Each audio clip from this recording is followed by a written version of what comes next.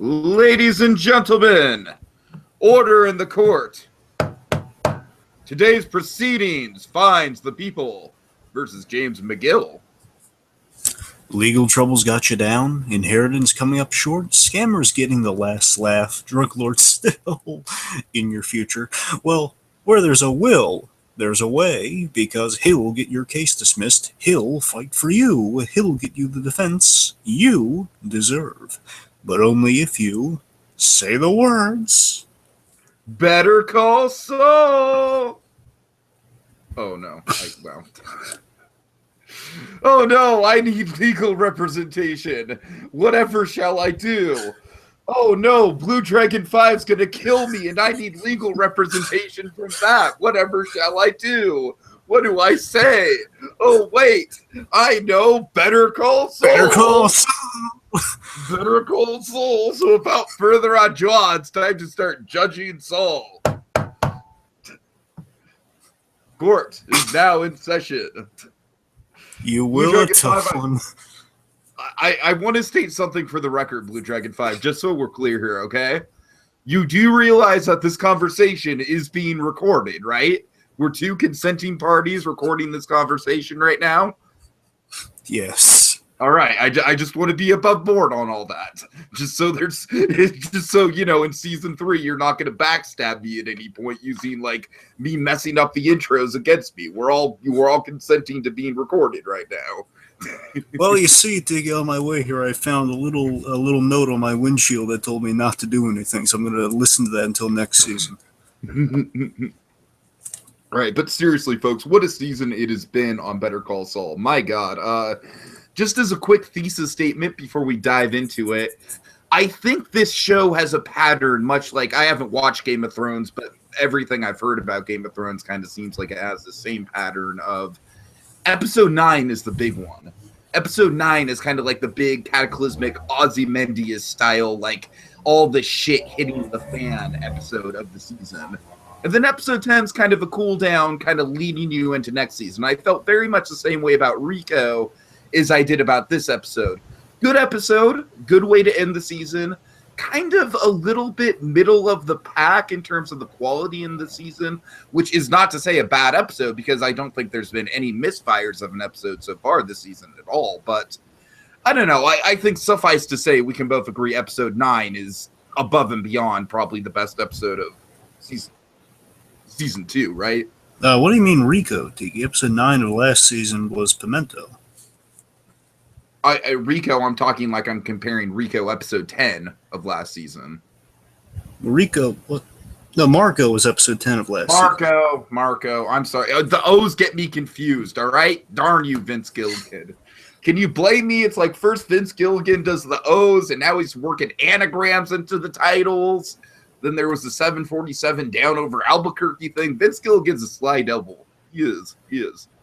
All right, BlueDragonFive, but let's not waste any more time with our tomfoolery. Let's dive into all of Tiki's screw-ups are on the record. But before we do that, BlueDragonFive, we have a very big writer or director for this episode. You want to go into that?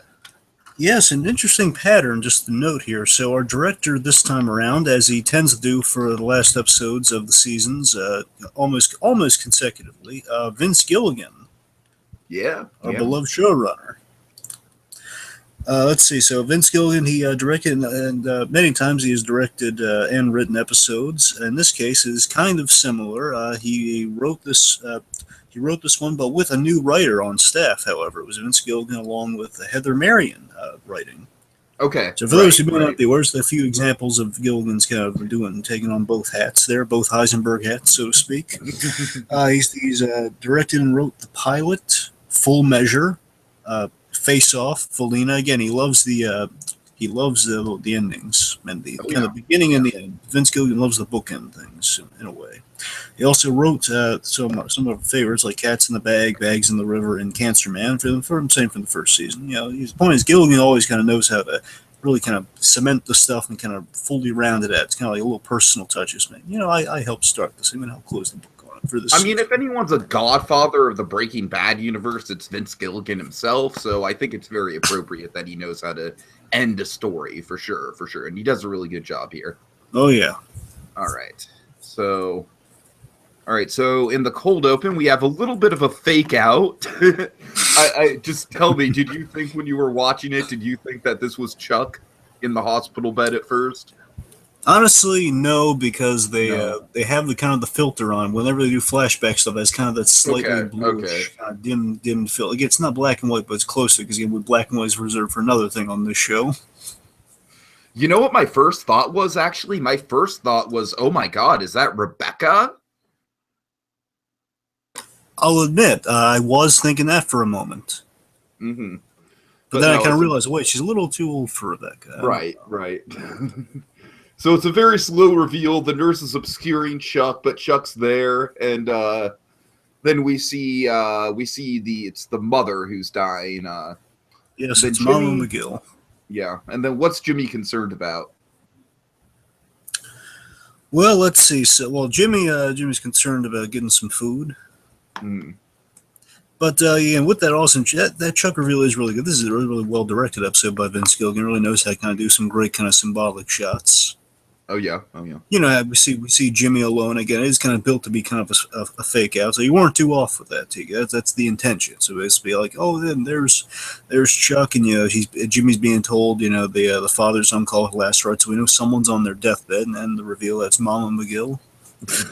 To me, it was kind of like a double fake out where I thought it was Chuck, and then I thought it was Rebecca, and then I realized it was Mama McGill. So it was like kind of like bam, bam, just one after another. That's effective directing right there. So you know, Jimmy's suggesting to Chuck, you know, hey, you hungry? What? No, let's come on, Chuck. Let's you know, get some hoagies. Let's take a break. Come on. Mm-hmm. And you know, Chuck said, no, I'm good. Anyway, so Jimmy's reflecting on Mom's birthday with Kathy and Carol. Or I'm sorry, Kathy and Cheryl. There you go. Yeah. Kathy and Cheryl, how a fun time that was. It was kind of hard to finagle. You know, basically it was kind of a chaotic evening, but fun and on her birthday. And Chuck, again, just very symbolic of their relationship. Chuck kind of brings the room down by remembering, I remember us, the family cleaning up your mess, and then Mom leaving her own birthday party to drive one of them home. Okay, you know how you're always making the analogy that Batman Mask of the Phantasm is kind of like, what do you say about it? That it's like the purest state of Batman the Animated Series. It's like Batman the Animated Series in its purest essence.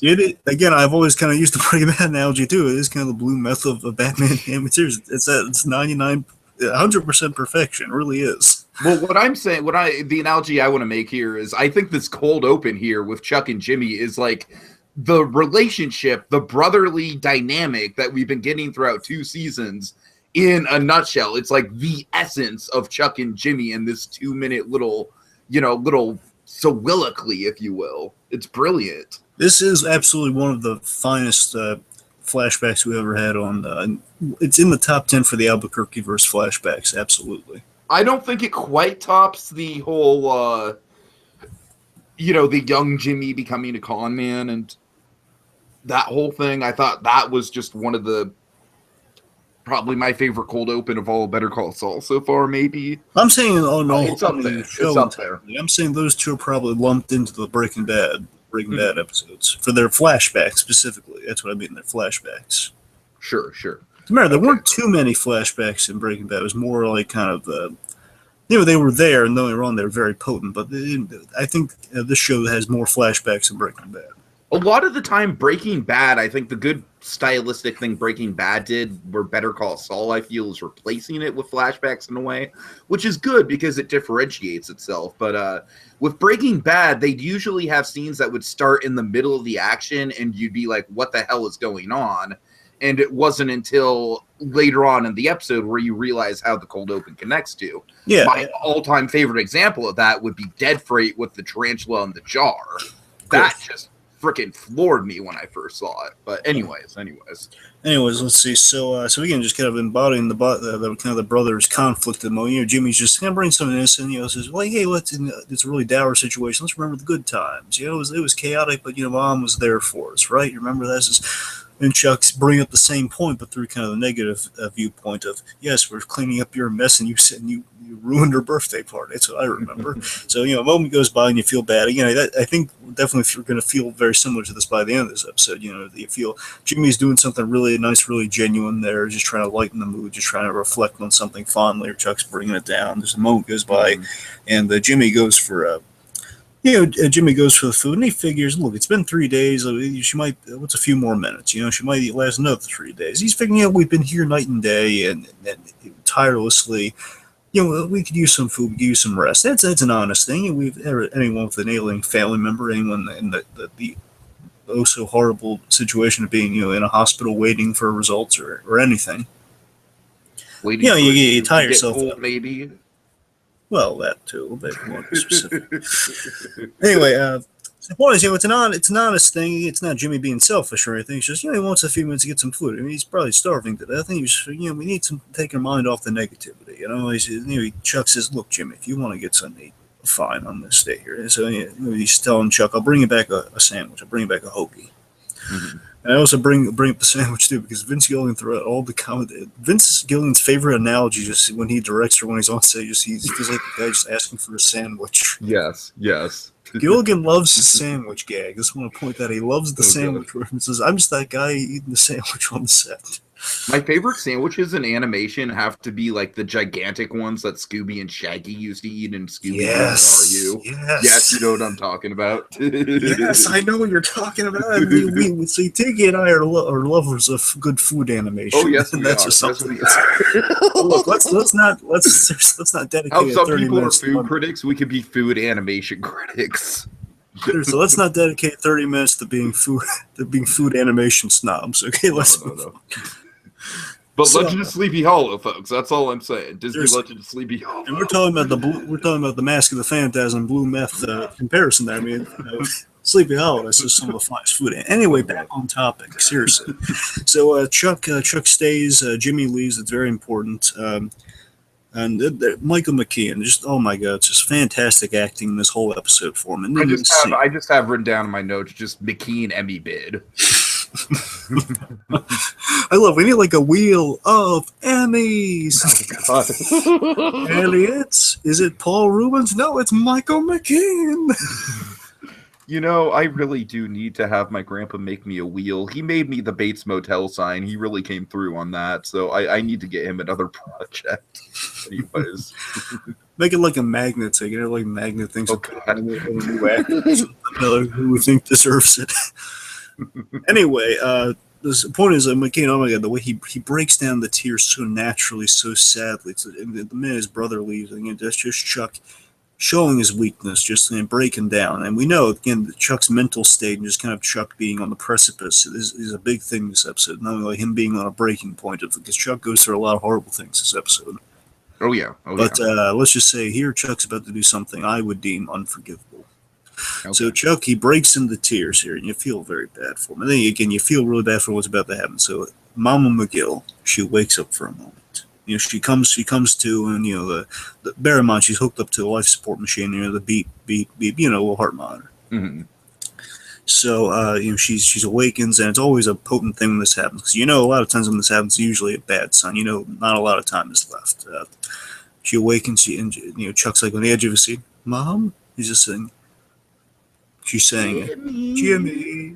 Oh God. you can tell right there. That is just such a knife in Chuck's heart. And then Chuck is trying, he's genuinely trying. He's like, no, Mom, it's me, Chuck. I'm here. I want to commend the writers and Michael McKean on something here, because every time, I don't know how far in advance they plan this out, because let's just say all the interviews they've given suggest they really haven't really planned this stuff out in advance. I mean, to admit, a lot of it is kind of them, like, they haven't planned the ending of this show yet. Let's just say that much, Mm-hmm. So, I mean, they kind of go by the season. They plot out the seasons, don't get me wrong, but they don't really plot kind of going forward. So I'm not sure if they had this planned out since the first season or not. I would say it's safe bet not. But point is, Michael McKean has always said, and I brought this up on the show, he's always brought this up, that the way he kind of gets in the character of Chuck is the way he's figured out Chuck as a character, and it's epitomized in the scene, is that Chuck made their mother proud. It is a jealousy over Mom like the other brother best, where Chuck made her proud, where Jimmy made her laugh, and Chuck always is jealous of Jimmy for the fact that he's so personal and people like him, including Mom. So it is primally, it's like he's jealous of Mom's affections. Yeah, definitely. And this scene just epitomizes that. I was when this happened, I was like, oh my god, it's exactly what McKinney's been saying all these years. Not all these years, sorry, all this time is what he's been saying. So just then, your heart sinks for Chuck in that scene. Just Jimmy, and just no, Mom, it's me, it's Chuck, and oh my God, you feel so much sympathy for Chuck. And then the second Jimmy, I love they don't do the rule of three here. Just like takes the rug out from under. You're expecting like the third or something, aren't you? It's just Jimmy, and then no, what, you're expecting a third Jimmy. I don't know. It's like the circumvents the rule of three, and that's just something so Albuquerque verse, Just that's true. That's true. It subverts the expectation with the things all these things are. And it says Jimmy, and says no, Mom, it's B. And then Chuck instantly goes into lawyer mode with the doctor. He's like, "So is this it then?" Oh God, it's at the same time you feel so bad for him. At the same time, it's kind of callous that you can just switch to that, isn't it? Right. Again, because he doesn't want to show weakness in front of the nurse to some extent, but at the same time, it's like, Jimmy, what were her last words? And he feels so embittered about that on some level, especially with his following action. Anyway, so there's what I think is even more sad. I think this definitely triggers the lawyer mode, if anything. It's the nurse enters, and she points out the whole DNR, the do not resuscitate thing. So that is it. So I think on some level, he's probably just mad at that on some level. I could see that, yeah. And then she asks, "Is there anyone you want us to call?" And no, he does not. He does not call for Jimmy. He does not inform Jimmy anyone to call. No. All right, now you say Jimmy, this next act is unforgivable, right? No, I say the last part of this whole flashback is the unforgivable moment. Like, Chuck, I don't care what happens, Chuck. This moment, he's done. This is the worst thing I've ever seen Chuck do. Oh, man. Okay, this is why I love this show and why I love podcasting about this show, because I feel like there was actually an air of sympathy towards Chuck's action there. Definitely an air of bitterness at the same time, but let's break it down. I feel bad for him, but what he does, you cannot forgive it. All right, let's do it. Let's talk about it. So this is amazingly shot. I love the way this is shot here. So Jimmy enters, and this adds more to that last moment I'm going to be talking about. It's just so Jimmy returns with hoagies in hand, for Chuck, and for Chuck's hoagie in his hand, and he's looking for him, and he's going to the room, and Chuck is like sitting on the outside. The way this, it's hard to describe, folks, but just like Chuck's on the outside, where the room is like right down the hall, so you can see Chuck and you can see Jimmy in frame. It shows the divide between the brothers. Chuck's a little more in shadow, where Jimmy's in the light. So much is communicated in this. So I also want to point out that this scene is mirrored twice more in the episode. It's mirrored in the hospital and also in the ending scene where we have the little tape recorder reveal. So just the setup of Jimmy and Chuck sitting side by side with this mirror kind of separating them, or window separating them. Oh yeah. So anyway, here's the first cruelest thing that Chuck does here. He allows Jimmy. He doesn't meet him. He knows Jimmy's in the room, and like he's walking to the room and all that stuff. And he's like asking the nurse, like, "What's going on?" He's not asking the nurse, but he's looking around. He notices the mother's not in the room, and just Chuck allows him just to kind of find that out on his own. He wants him to learn the hard way. That's malicious, first of all, before the moment happens. It's just, oh my God, he's allowing him to discover this. I actually think that's more of a dick move than the moment itself. But I'm saying it builds to it. It builds to it, just how cruel it is. It's just will say that is a dick move. Okay, but anyway. Again, he wants him to learn the hard way while you weren't here. And again, he wasn't here because he was getting a sandwich. And getting a sandwich for you jerk. So then when poor Bob Odenkirk, oh my God, he always kind of deserves an Emmy. If only there was like a special Odenkirk Emmy. Just, give Bob an Emmy. I don't like this guy. Only if it's fashioned after our little sick fantasy of him in the Sailor Boy suit with the giant lollipop. Oh God. The little Odenkirk. Give him the little, and it's in the shape of it's the size of an Alpine Shepherd boy. Yes. Oh God. Which, by the way, is kind of modeled after him. By the way, the Alpine Shepherd boy. Anyway, so Jimmy's there. He's like, the way it's shot, like the staging, the blocking. He's like standing there, and Jimmy's just, and all he finds out she's gone. Jimmy's so callous, telling him she's gone. Mm-hmm. Anyway, Jimmy's like, wait, what? What happened? When? And then he sits. The two brothers sitting down. You're right, Tig, is absolutely mirrored. Oh yeah. Later on, way that them in shadow with the kind of, in this case, a light window behind them, and later on it's going to be kind of another kind of similar scheme, but under different circumstances. And I feel like the lighting in the window gets gradually darker and darker as the episode goes on, I want to say. Maybe. I'm saying you reach. had the same. It's really impressive that you have the same lighting effect. So I think that's what you're thinking of. It's like the same. It's like kind of a cross pattern, of like, you have like squares around the windows that are definitely replicated later on, but in something that's not windows or light coming through. Right, it's like the lack of light. Again, it's like a dark moment happening, even though it's like later on it's going to be an equally dark moment. Mm-hmm. Okay. So let's see. So then just the two brothers sitting there with that light behind them, which is kind of like all hope is being lost here in this scene. Anyway, so Jimmy asks, well, what happened? Did she say anything before she went? And then Chuck just has his moment where not even a moment passes of him thinking about it. He says, no. Here's my defense of this as a lawyer, as a fucking professional lawyer that I am, all right? Because did you know I got my law degree in the week that we've been on hiatus from podcasting? You mean you went to American Samoa, go land grabs? Basically. So, no, but seriously, my moral defense of this, at least, is I feel like, yes, in some ways, I'm not going to argue with you that this was definitely kind of like embittered and in spite of Chuck to do this to Jimmy.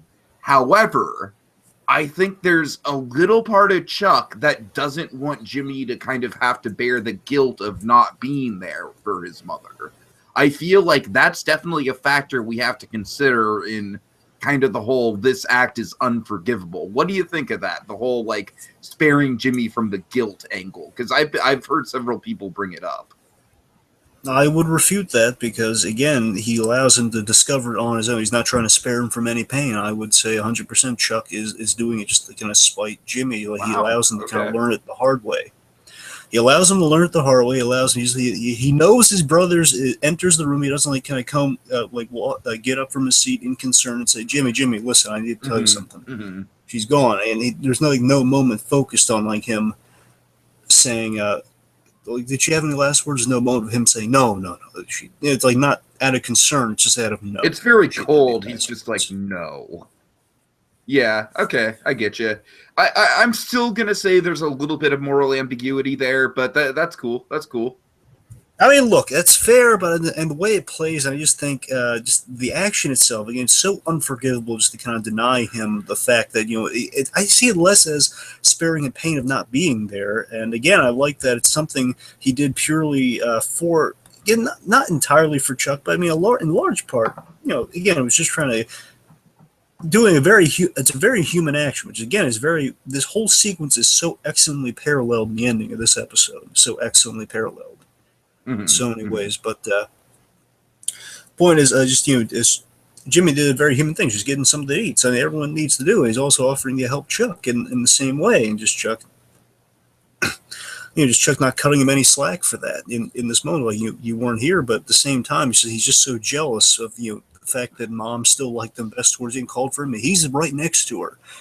And yeah, it's not Mama McGill's fault at all. She's like, she's thinking of Jimmy. She probably can only say the things to her mind before. She only has two last words left. So she can't exactly say, Chuck. So she can't say, Jimmy. No, Mom, it's me, Chuck. Chuck. Oh, God.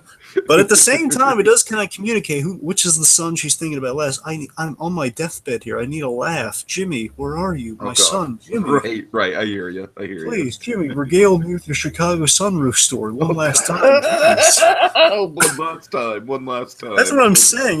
Jimmy, put on the clown nose. Make me laugh. Put on the Patch Adams routine, would you please? Oh no.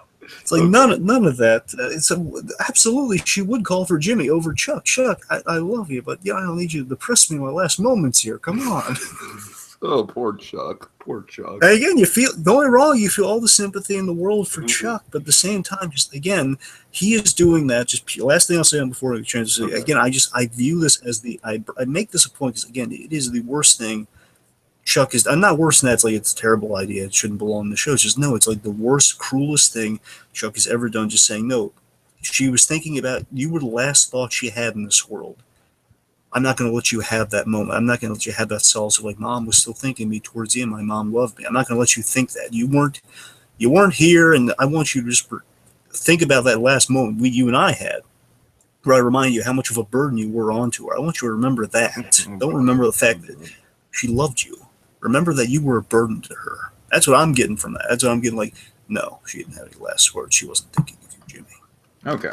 But overall, just for the two brothers' relationship to crumble to that level, just like so sad. And it might be like the married life equivalent of seeing like two brothers and their dynamic with each other and just how spiteful it can get. It might be the saddest thing we've ever seen on Better Call Saul. Quite possibly. It might be. So far. Anyway, so back to pick us up.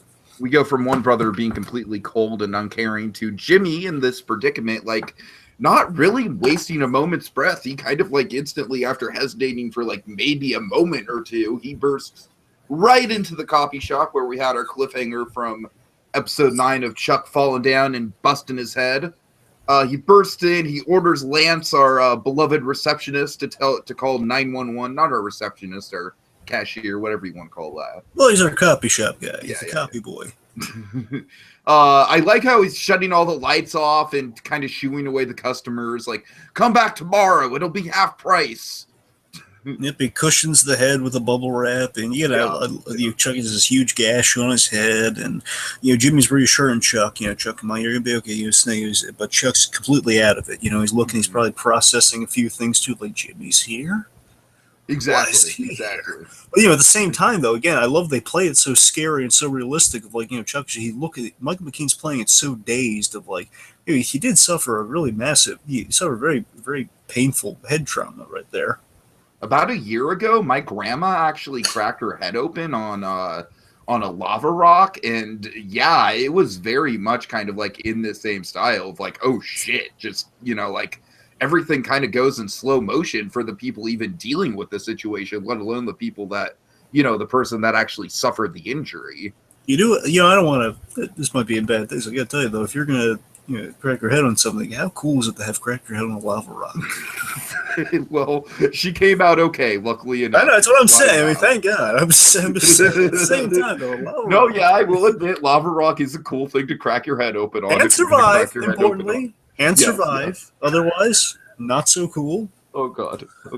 Just want to say, lava rock survived I literally went out there and I saw like a big pile of blood. I literally thought she was dead. But yeah, yay, lava rocks are cool. If you can't glean anything positive from it.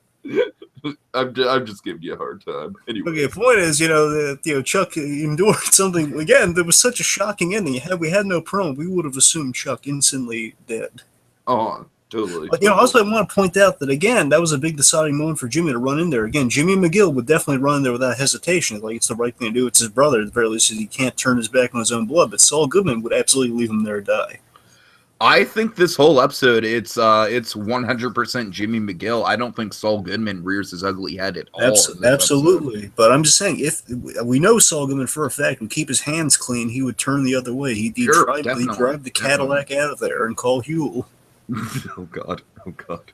So let's see. So they get the awesome half price lines. Again, Chuck's out of it. It's really scary. And then we have a Chuck on the gurney. And the way this is shot is beautiful. You've never seen a freaking horror movie right here, man. This is so scary. It's so scary.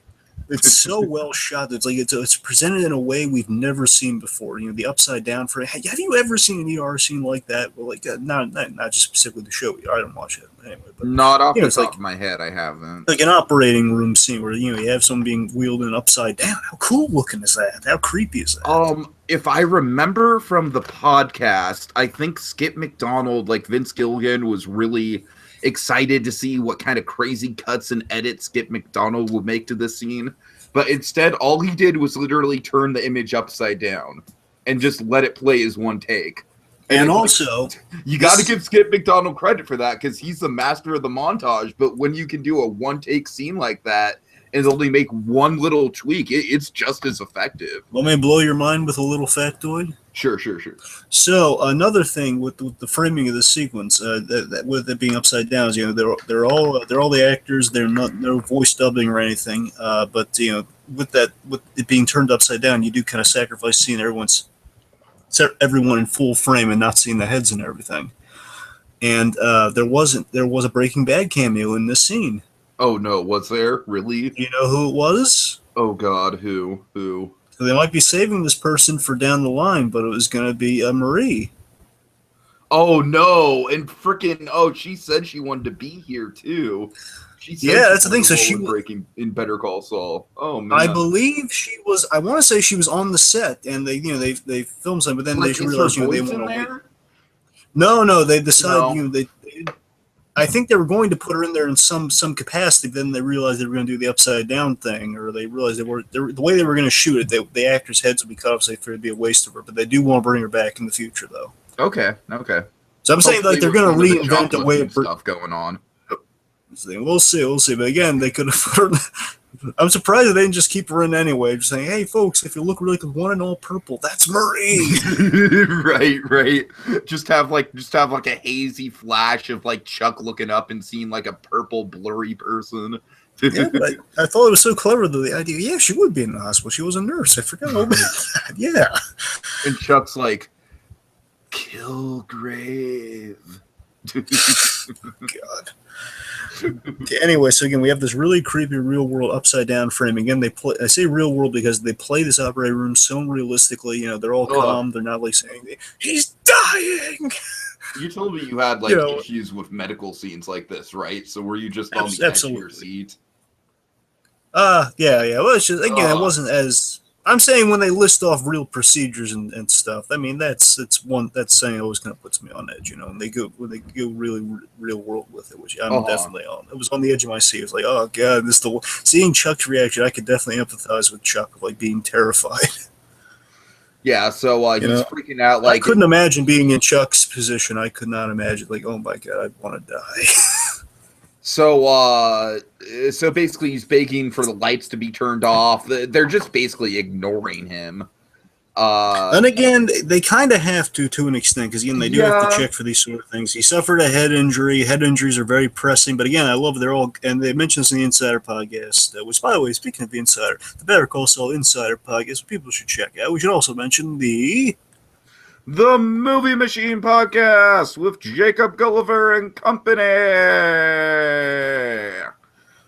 Check it out, folks. Each week, it's an improv-based sketch comedy style podcast where they come up with ideas for movies on the fly. They just did a new episode with some special guests. That is hotchocolatemedia.net.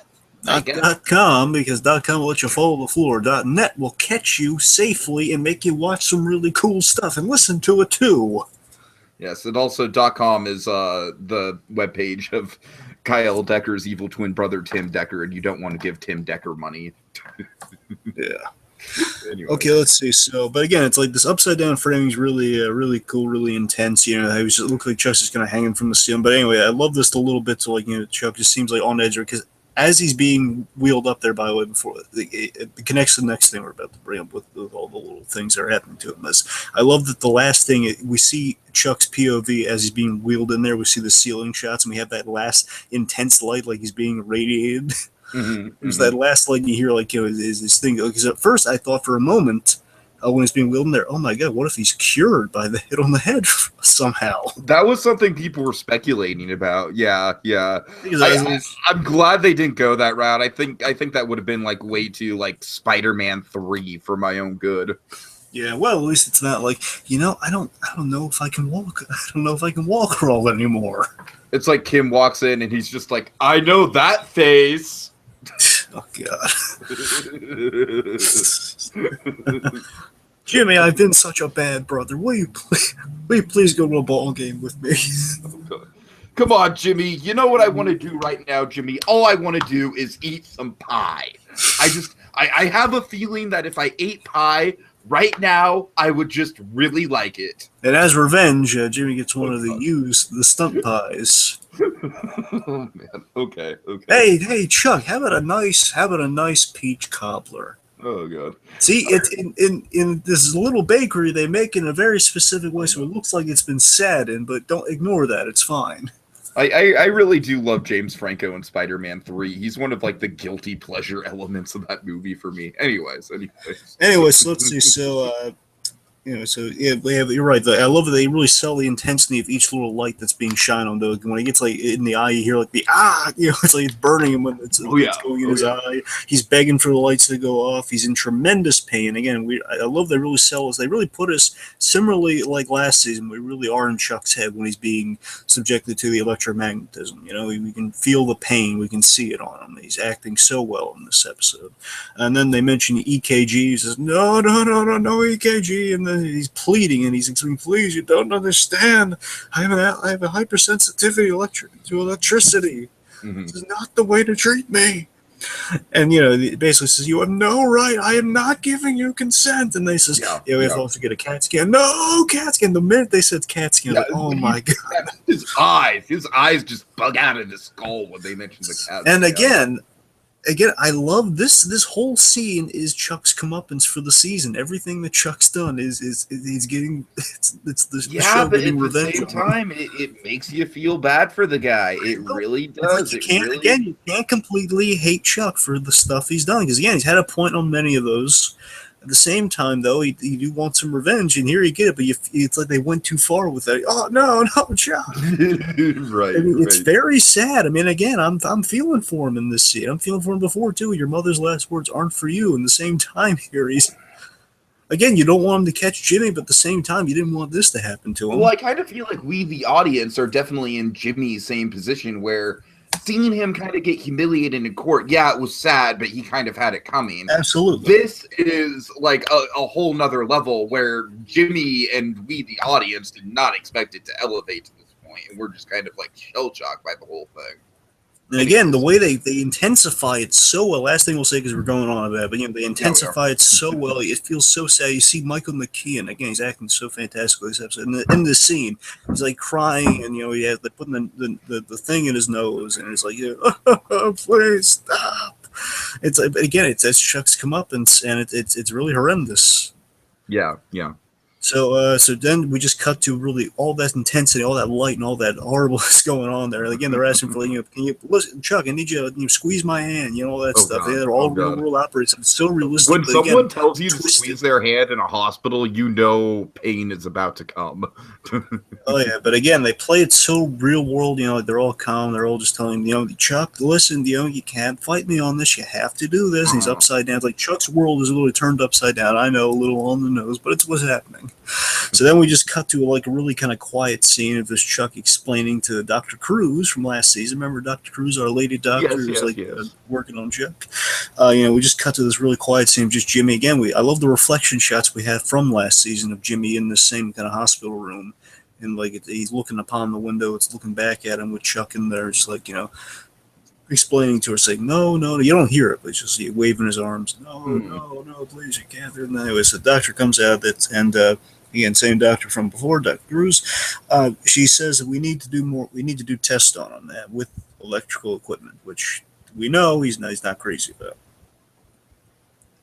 I like how Jimmy's like, well, can't you just do it old school? Yeah. Then he's. She says, we've had this conversation before last season about committing Chuck, which again, in retrospect, you probably should have done. Right. That's kind of one of the interesting things about. I really want to go back because I've never really fully marathon through season 1 after. Oh, I've done it so many times. I've done like 4 times. I need to. Especially given all the Chuck and Jimmy stuff that we found out over the course of this season, but. So the doctor's like, Chuck is worried about being bombarded by electricity. His words. Nothing has changed. Yeah, but also a big thing I was wondering about this episode is because technically, if he has a chance of getting $17 million if he does commit Chuck, remember? Right. I'm just saying something to remember because this episode, I was in the promos. I was wondering, wait a minute, if he commits Chuck, I just think it goes to show that Jimmy really is the more caring and compassionate brother by a pretty long stretch, considering that he's willing to give all that up just for Chuck's livelihood, even after the tumultuous roller coaster that the season has been for those two, and just how Chuck has basically just thrown the hammer down on Jimmy multiple times. Yeah, so think about it. It really is coming out of a place of love on Jimmy's behalf, for sure. Yeah, if he had that 17 million, Jimmy being the nice guy is, he'd probably set Howard up and making sure he's taken care of, and all the employees. He can probably give him work at his firm. He could do that Right. potentially.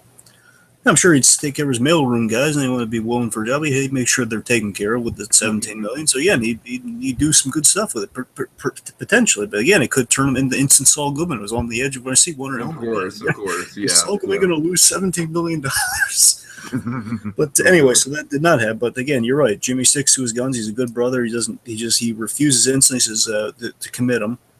Then he brings up the lawyer, and him brings up, what about a temporary emergency guardianship? Means you guys can have him temporarily until he gets the okay to leave. And so they get the okay. They go to get the okay from the judge. Meanwhile, Jimmy says, let me break the news to Chuck. Goes in the hospital. What happens? Chuck's restrained. He's got a neck brace on, and just instantly, the animosity is there. He's like, and I just love this nickname. Well, if it isn't Johnny on the spot. It's like Chucky's been through hell, but he still has time in his mind to come up with clever and snide as fuck nicknames. It's great. So Chuck, Jimmy enters. Chuck is not happy. Yeah, Chuck instantly calls for Ernesto. Ernesto! Oh, God. Jimmy politely, just goes to get him. We'll get to Ernesto a little later, but I love how I was almost in tears of Ernie in this episode. His role throughout the whole season is very understated, but one of the best freaking things about the whole season, I think. Can we firmly say he's not Fring Jr.? Can we firmly say that now? No, I'm not ready to firmly say that just yet. He is not Fring Jr. But Fring's back, BlueDragonFive. Didn't you hear? Well, kinda. Fring's back. Well, pretty much. We'll get to that. So, again, right. I love right off the bat though that Chucky awakens. He's remembering again. Even it shows you how smart and kind of still attached to his wits Chuck is. I mean, when he went down, he still remembered Jimmy was there. Yeah, totally. But yeah, you think after all of that, he'd kind of forget that detail, He didn't just forget it. Like I said, he had time to come up with a snide-ass nickname about it. And again, he wants Ernie in there to confirm what he believes, just to get proof. And also, I think at the same time, I think the word he was, again, I think at least I was wondering, because especially last episode, was, is he, when Ernie finds out that Jimmy's been doing some of this stuff, Ernie's going to feel a little hurt by Jimmy. I thought initially, so it was always kind of a thing where Chuck kept Ernie aside in case Ernie was going to turn on him. We see how that's turned out. We talked about that last episode. So anyway, so he asked how long he was unconscious. He asked Ernie how long he was unconscious. He says, "Oh no, you kind of drifted in and out before the ambulance came, about 10 minutes." And then he points out he basically again. Amazingly so, he figures out exactly what Jimmy did. Chuck is fucking Batman of the Breaking Bad universe, if Mike isn't already, because he's just so on point with his detective skills. Yep, he just figures out that you never left. You were there. you probably bribed the kid, didn't you? Again, Jimmy's playing convincing. They're saying, "What? No." And he basically, and then Chuck, again, it shows you how personally Chuck is taken this. He feels so betrayed how hypocritical he's feeling, so betrayed by his brother. He's saying, what are you there for? Just to see me suffer, have a laugh at my expense? And then Ernie saves Jimmy. Oh, this is Ernie just comes in and just has the MVP moment of the season out of nowhere. I was amazed when this happens. Oh my, it's so simple yet we never thought. Again, it's such a simple. I mean, considering how we've put a lot of emphasis on just how poorly Chuck treats Ernesto, so it's really not out of nowhere that Ernie would step outside of the bounds with him. I know it's something that's so obvious, yet we never thought. Right. Just Ernie saves Jimmy with, I called him. I was out of worry. He called him out of worry. I was worried about you, and I just called him. And this is as much surprise to Jimmy as is thus the audience, and it's a surprise. And Chuck is very peeved. Get out. And the way Michael McKean, I'm not doing it justice. Just the way he says "get out." He says "get out" twice. Get out. Just get out. He's just so peeved at Ernie. Ernie is so fired. So Jimmy apologizes for the situation, the emergency guardianship, but And Chuck saying, "You got, yeah, right in that temporary guardianship. So you got me. You finally got me where you want me." Oh yeah. And again, he believe me, he has no idea how much he really does have him where he wants him. Right. That's kind of like the ironic part of this whole season finale, I feel like, is that in a way the writers have come up with this whole thing where, fuck it, Jimmy's won. He could just have everything. He could roll around in the dirt and have all his dreams come true if he just commits Chuck. Yeah, Chuck, say hello to Pineview while I roll in $17 million. But instead we're going way back to the well of, season 1, just caring for Chuck out of pure brotherly love, and we're gonna see how much that might potentially screw Jimmy over anyways. Yeah, see, we could have this scene next season where Jimmy just walks in there and says, "Oh, hi." He says, "Hello, I was talking to my brother. I know, I still mean it." You could have a scene like that in there, or a scene where Chuck's befriending a young man and they escape and they go to a strip club and all this stuff happens anyway. All right. I don't want to hear about Chuck going to strip clubs with young men. It's getting kind of creeper territory right now. Oh no! It's a strip club full. It's a Canadian strip club full of beautiful women. Okay. Anyways. And Chuck gets to cross dress a little bit. It's a whole wacky thing. Anyway, I think we're crossing into other territories. So I think we're crossing into other shows. Oh god. Other shows that should be watched. Anyway, so he suggests Jimmy is suggesting Ernie he gets some rest, and he asks you, Ernie, let me ask you something. Well, why'd you say that? What does he say? He just gives a very genuine, honest answer. He's like, I don't know. You're my friend, and Chuck, the way he's talking about you, he's really out to get you. And you're my friend. Oh my god! Just Ernie, I was. Everyone watching just wants to just jump through the fucking TV and give him a hug in that. Yes, moment. I just need inside out tissues. It's like, oh my god, Ernie! Seriously, that was the most inside out tissue appropriate moment we've ever had on Better Call Saul. I think so. And then I was like, my God, that's so sweet, Ernie. And then there's a sad. This is the moment where you want to just jump out and give Ernie a hug. As he says, "Look, Ernie, I'll call you tomorrow." And you just basically have the sad Hulk walking away. Dun, dun, dun, dun, dun, dun. He's just Ernie saying, "I miss the mail rooms. I didn't want to get caught up in all this." It's like, "Oh, Ernie, come on, get in a hug here. Come on, buddy." I miss the mailroom might be like one of the most poignant lines of the whole season, I think. Absolutely. Again, it's very definitely related. Jimmy wishes he could go back to simpler, more optimistic times. Totally. Mm-hmm. So let's see. So Jimenez, our Regalo Halado truck driver, he's taped yet again. And he's not doing well. He's in Nacho's van, which is not a place to be, especially if you don't have Ajax. He's in Nacho's van for questioning, which was set up last episode. We have some great Dave Porter score, which I really wish I could find because I love that music. Just the Cartels theme.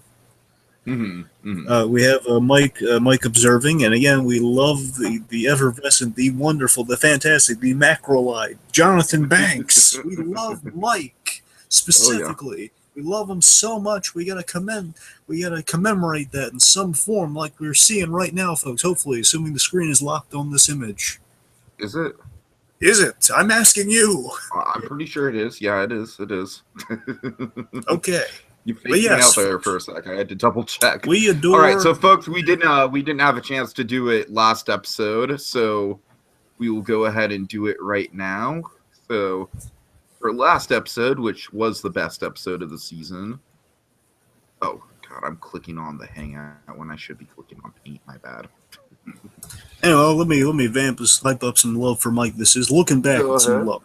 Again, Mike Ehrmantrail this season. A lot of people have said, there's kind of an unbalanced thing between Mike and Jimmy. But, Mike has been so consistently fantastic. Again, Mike just, he has a chance of just taking over the season completely if you're not careful. So you have to balance him just right and just have just the right amount of intersect between him and Jimmy. So I would say that Mike here, he's been perfect this season, been seeding some stuff, and I think next season might be a little bit more of a crossover between the two stories. So we'll see. We'll let him play that out. The point is, though, can I propose a new show? I want to see Mike in a new show simply called Mr. Clean. Oh, God. But what about Better Text Wex? Oh god. Oh god. And I mostly just want to see Jonathan Banks as Mr. Clean in the Mr. Clean commercials with the What bald about head On the and Horn with everything. Hamlin? God.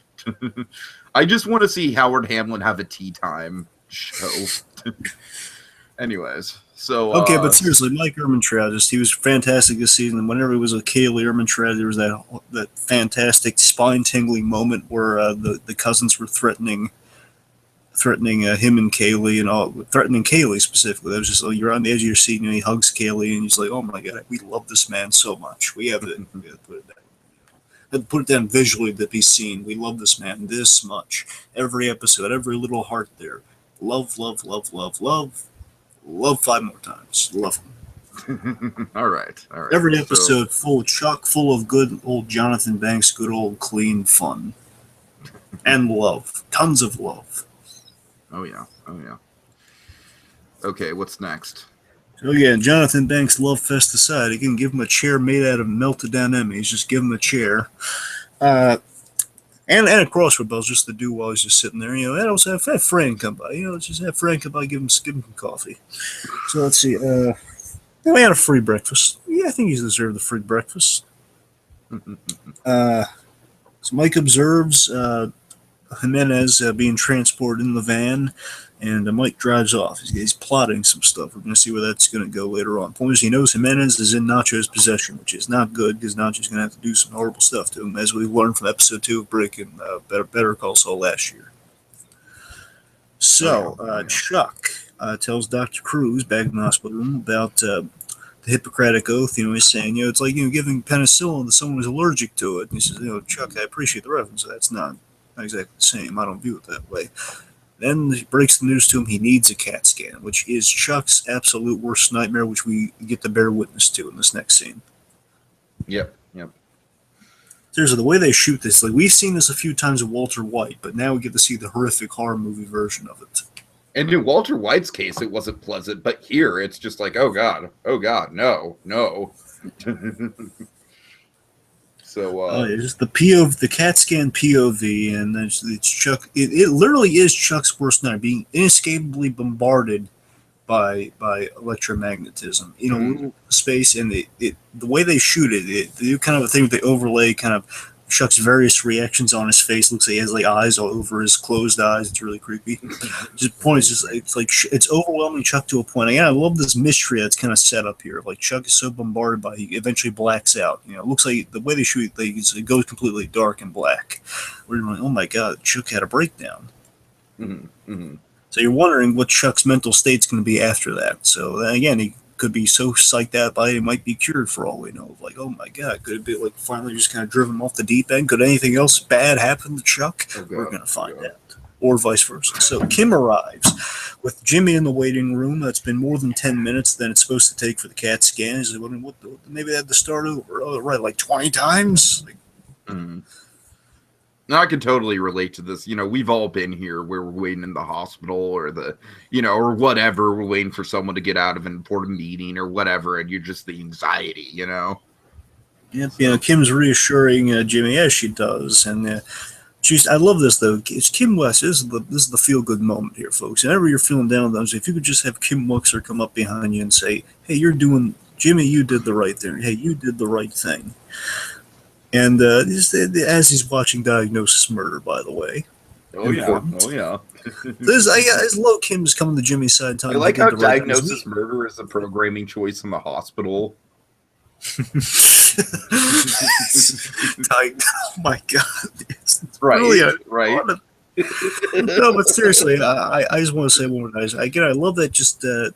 We saw Jimmy absolutely did the right thing in the beginning there, which is kind of it's one of the reasons I always love Batman. For example, I love a character who always does the right thing, and here we get to see Jimmy McGill still in a state where he's doing the right thing versus when Saul would not do the right thing. Mm-hmm. It's like him just kind of reassuring Jimmy, you did the right thing, you did the right thing. Breaking the thing, and she knew exactly what Jimmy was doing, covering the scene up. So again, I love that they kind of say in that moment that Kim's, at least as far as we can tell, Kim's not saying, "Oh, you were sloppy," or not hashing him out of "Oh, what were you thinking, Jimmy?" He's like, "No, it happened. It happens, Jimmy. But the important thing is you didn't let him die." Folks, I can't emphasize this enough. We've kept pounding you over the head with it, but it's just because it's so true. Jimmy and Kim equals anti-Walt and Skyler, like fucking bizarro, like Spock with the goatee, Walter and Skyler. Just straight up opposites. You see, in this case, it's Kim wears the Walter White goatee in the relationship. Yes. But she pulls it off nicely. Don't get me wrong, she pulls it off nicely. Anyway, Bob Odenkirk wears the dress. yes. But also, again, we've beaten you over the head with it, but one more time. Again, seriously, though, Ray Seahorn, she definitely deserves an Emmy this season. Anti-Skyler.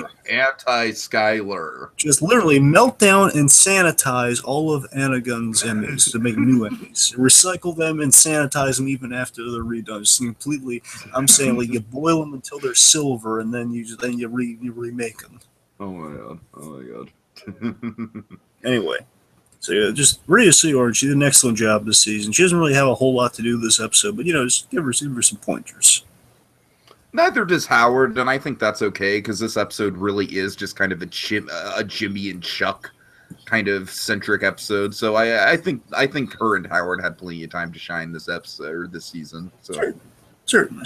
Anyway, let's see. So again, I love this realistic thing. Just Jimmy asks, look, can you do me a favor? Just do some unhospitally stuff. Like get your workout, something. Just she's on it. That Kim Wexler. She's a wonderful person. That Kim Wexler. I love that girl.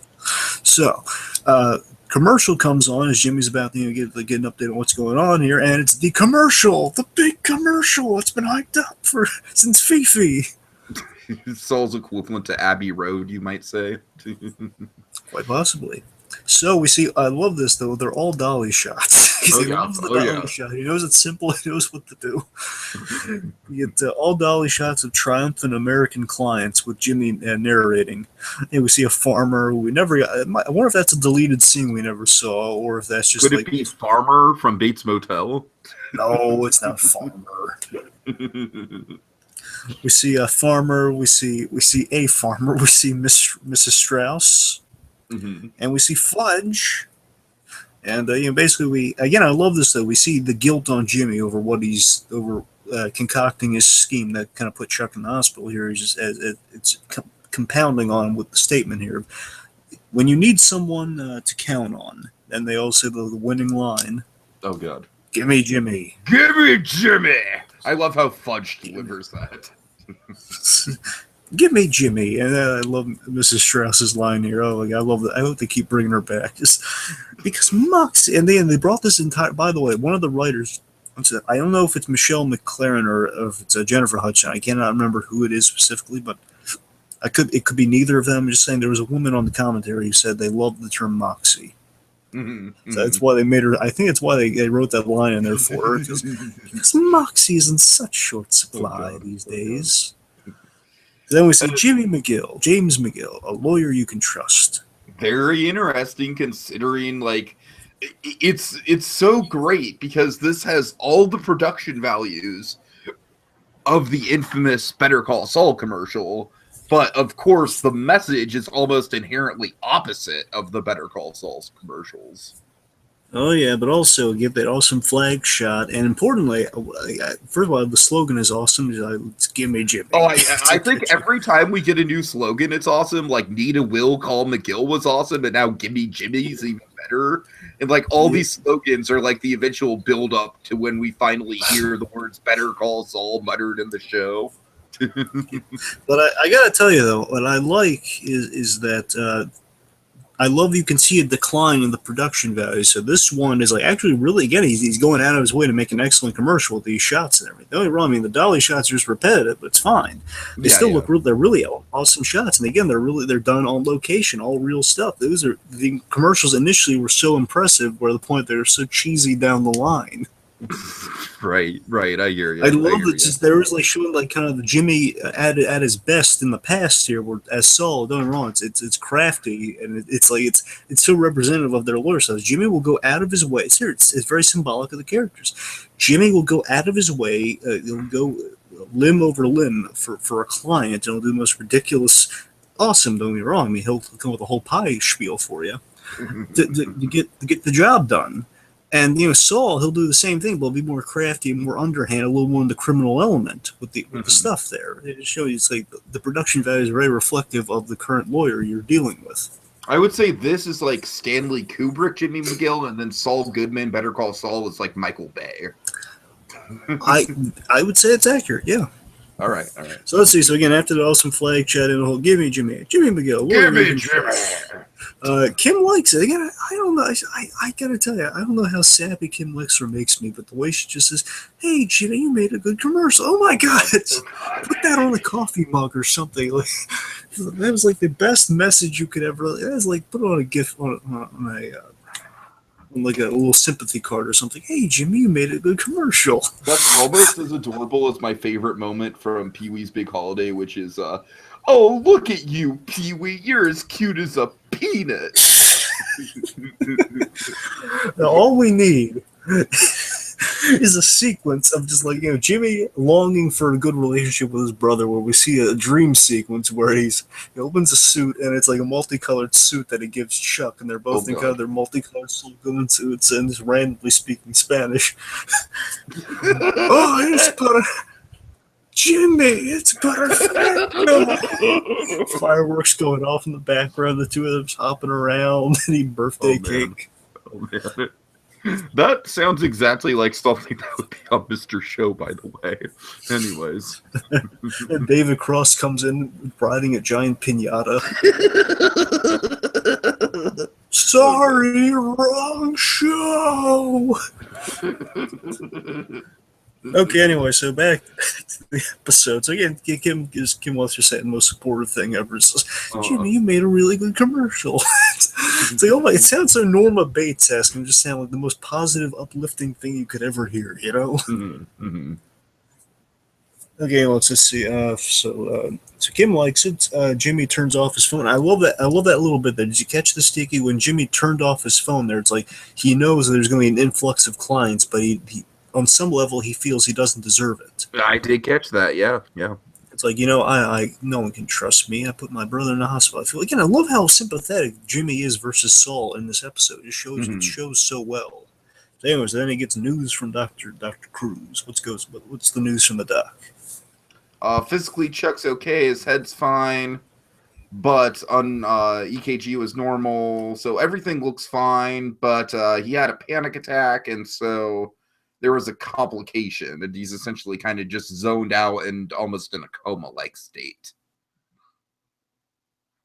I tell you, the way they cut to after there was a complication, then we see it's so sad the way they show that. By the way, just seeing Chuck in this coma-like state, eyes open, and it's like so sad.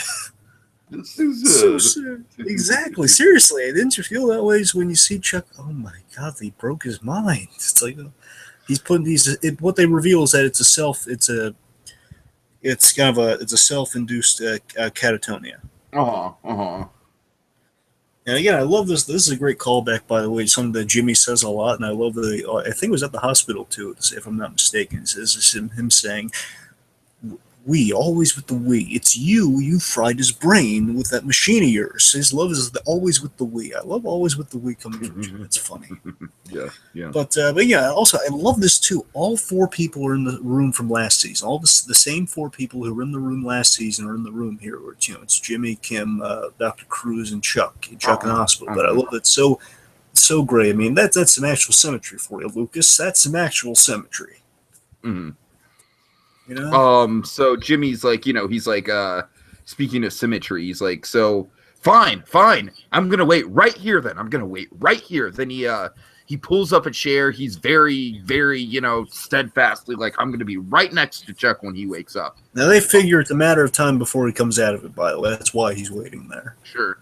But I just want to point out, I think that's a nice little bit of symmetry between that and how he was so look, I'm not faulting him for going up and getting food. You pointed out good reasons why that's perfectly fine, but you can just imagine him in his guilt-ridden state. He's just Absolutely. like, oh God, I already missed one. I cannot, there's no way I am leaving this chair before This he wakes is up.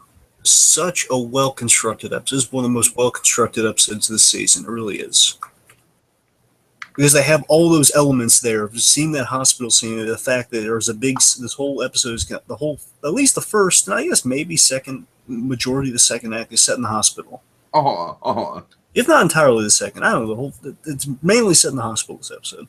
So again, it's showing that such a traumatic event happened in the beginning there at a hospital. Again, it shows everything is compelling, so you can read in really clever stuff like that, you know? Totally. Like, no wonder Jimmy's not leaving. Because only bad things happen to McGill's in hospitals. He's not leaving them. Right. So let's see. So, meanwhile, awesome scene. Another Breaking Bad character. Another member from the Albuquerque verse coming back. Oh yeah. Does this guy have a name? I literally just call him Jim Beaver. Well, it's Lawson. Lawson. Okay. Lawson, the gun guy. All right. So Mike and Lawson, the gun guy, are firing at a target, and they're having some good buddy times. Oh God.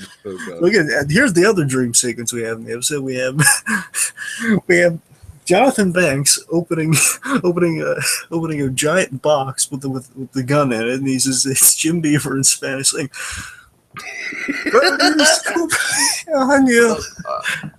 Mikey. Jonathan Banks and Jim Beaver are just like fucking like bouncing up and down on pogo sticks for some reason and shooting guns at the same time. Oh God. Shooting cartel men in the head from a Seriously, folks, go watch Pee-wee's Big Holiday. It's plastered all over YouTube and it has been taken down for some reason. Go watch that shit. Anyways. Okay, but seriously though, I do love that it is kind of a call. First of all, we love these two characters together and the respect and the camaraderie they had. And I love it's come back. And on some level, it is kind of like, hey, they're kind of friends now. That's awesome. Yeah, on some level, right. It's purely don't wrong. It's purely business. Let's not lose sight. We're joking about Pee Wee Herman, but seriously, let's not lose sight. It's like it is a professional business thing, which is awesome, which is fitting with both their lifestyles, which is great. You know, Mike's not a guy to get too buddy with people, but again, there's a mutual respect and a bit of a friendship there that is developing between these two of like, you know, Lawson shows that do respect and they have an experience with guns. They have respect for good guns, and they're also testing the product right now, testing the merchandise, making sure it works. And also, Lawson is giving Mike some pointers and again, Mike's all about preparation before the job, and Lawson is there to make sure the client is happy with what he's purchased and it's going to work out for him nicely. Again, Lawson has his own code, as does Mike, and why they're perfect, the perfect kind of buddy relationship there. Right. Okay. You know, it's they're firing at a target, and he gives Mike some pointers, information about the conditions that he'll be dealing with on the job. It's important for later on, so we know, because the shot is very important. Time is key. Wind is a factor. Just kind of run through a few of these. It also tells me you don't change up the hollow point ammo. So let's see, and Mike says he needs one box. I love the ammo box bit, by the way. How many boxes of ammunition you want? One. I love this. Lawson gives it to him on the house. Of course it's on the house. It's fucking Jim Beaver. Would he have it any other way? Like, Jim Beaver giving stuff to you on the house is like what makes him awesome. Yes, again, I think we can sum it up with one word. It's... Yes! Oh, God. It's pleasantries. Oh, it's glorious pleasantries done by two awesome characters. Weaving its way through the themes of all our shows, BlueDragonFive. But also, we get this really excellent bit that, again, shows while there is that great camaraderie, there's also kind of a bit of, they're both very smart guys, and again, Mike really appreciates that. It shows you there's a bit of something there of like, I really like this guy. You know, Jonathan Banks plays it just right, where he's not saying, hey, buddy, he's not saying that. He's just saying, none taken. He's just as Lawson is one more thing before I go. He wipes off his prints from the gun because he's handed it to him. He's probably helping him shoot it or help it aim it or something. And he says, no offense. Again, I love the respect there. He's just saying, no offense. I don't mean to say like you're a criminal or anything. Just, you know, I got to wipe off my prints is what I do. This is Mike saying, is with all the sincerity in the world, Jonathan Banks plays it so well. So it's showing you this is why we have like a whole chart of love for Jonathan Banks folks. Just because we have moments like these where he says, none taken. Just the way he says none taken, I love it. Right. So, we get time passing by shot. Chuck awakens from his comatose state, and I love this shot, this reveal too. Like right next to him is Jimmy asleep with the paper on his face. I think, let me just kind of throw out a theory here, all right? I think there's a little bit of ambiguity in terms of how long Chuck was exactly conscious and if he was kind of like playing out scenarios and running through ideas in his head of how he could kind of thwart Jimmy even before he officially wakes up. What do you think about that? Well, I'm going to throw this at you, Tiki. I would say, and again, just kind of, it was also in the Insider podcast. They're going back and forth on this. It didn't really inform my opinion on this because I think it's something to agree upon. It's Chuck. He does actually suffer through all the electromagnetism stuff. So I mean, I believe he actually did go into a comatose state. But we saw even when he gets bashed on the head, he's really quick on the uptake. So I think right after that, when he goes home, he's on the car ride home, he's figured out what he wants to do. Okay. Also, I'm saying from the point he awakens, he's thinking about it. That's what I'm saying. I hear you. Also, if we haven't already brought it up, I think Slippin' Chucky is a perfect title for essentially what Chuck becomes. I'm just thinking of Rugrats when you say that. I'm just thinking. Sorry, I don't know if it works as well. No, seriously, I think from this point on in the episode, Chuck pulls what might be the most devious Slippin' Jimmy that we've seen on the show so far. He does. Let's just say, I know we may say that, Tiki, but I can tell you this. I know I've seen this so many times in YouTube comments. People have another word for alliteration with Chuck. For like some something blanking Chuck or blanking Chucky or this is a block. I'm not even gonna try against that one. Yeah, but let's just say bleep Chuck. Let's just say that much. Because I've seen that so many times because the ultimate rhyme for Chuck is what people jump to over. Of course. Over that, so. All right. So, let's see. There's this funny bit where, Jimmy's like, he's getting him some water. He turns on the bathroom lights. Oh, sorry. That was really funny. Yeah, a little bit of humor in the midst of all this drama. Yeah. Let's see. So he gets Chuck some water, and, he tells Chuck, where am I going now? He says, okay, look, you're going home. He says, home? Yeah, I told you it was temporary. Remember, the whole temporary guardianship. The key word is temporary. You're going home. We checked you out. You got no damage. You're going home. Yay, brothers reunite. Not really. So, if only it were that simple. Oh man! If only they could jump around over multicolored suits like we imagined. No, it's not at all what's going to happen. Okay, let's see. So, let's try to make sure. So. By the way, Chuck has been he's been in this state for about 20 hours. I would say it's pretty firm that he's been out for 20 hours. Mm-hmm. Tells Chuck he's going home. Okay, so they get home and we see Chuck's wrapped in a space blanket instantly, as he probably should after all that stuff he's been through. Jimmy's offering to make him tea, and Chuck say, no, Jimmy, look, you've done your duty. It's fine. He says, okay, maybe I came out a little bit harsh. Look, I just want to be alone. I've been poked and prodded and everything. I just want to be left alone. He never said, look, I'm fine. Takes off the blanket for a moment. See, I'm fine. And then Howard Hamlin bursts in, and he's all ready to play golf, and he's like, but I wanted tea.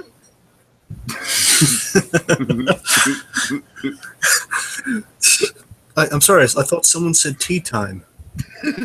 God. See, Howard Hamlin, the wires got crossed on the way over, so he thought he was dressed in all his golf regalia, and he just enters. He's like, has the little golf hat, a little puff on top of the little hat. He's like, I'm sorry, it's a bad time. I thought someone mentioned tea time. I have my putter and everything ready, and also I could use my nice beverage at the same time. I honestly think Tea Time Howard Hamlin might be my favorite in-joke that's come out of this season. I really do. I don't know. I kind of like the Chicago sunroof easy bake oven. But that's not. Yeah, that's a good one. Anyways. Hey, well, I think we know what the best one is. Come on, Chuck, roll around the dirt with me. All your dreams will come true. I can't deny that. Chuck, all your dreams will come true. Us dancing over multicolored suits. Oh God. Okay, let's say so. Jimmy wants to at least get Ernie back there. Says you got to eat. Yeah, points out again the eating coming back in this episode. The whole you got to eat, Chuck. Yeah, keep your strength up. Of course. So also, I noticed when he's saying that, we see a picture of the brothers together. Again, the little childhood picture of Jimmy and then Chuck together as boys. Mm-hmm. Mm-hmm. So I think they're kind of maybe the way that shot is kind of reminding us of the hospital. You know, Jimmy standing up, Chuck sitting down. Little picture of the old times. I don't know. Maybe going for a bit of nostalgia, potentially. Yeah, he tells him to feel better. So let me get Ernie over here. I deserve a key to this place. You know, it's not a good idea me not having the key, which is going to come back. He makes his exit. Chuck rewraps himself, but that's not all. Oh yeah. Grabs a lantern, not the green lantern. Grabs a little gas lantern. He goes outside and he covers up. He's putting the blanket over his head and he heads for the garage. We see I love that this pays off.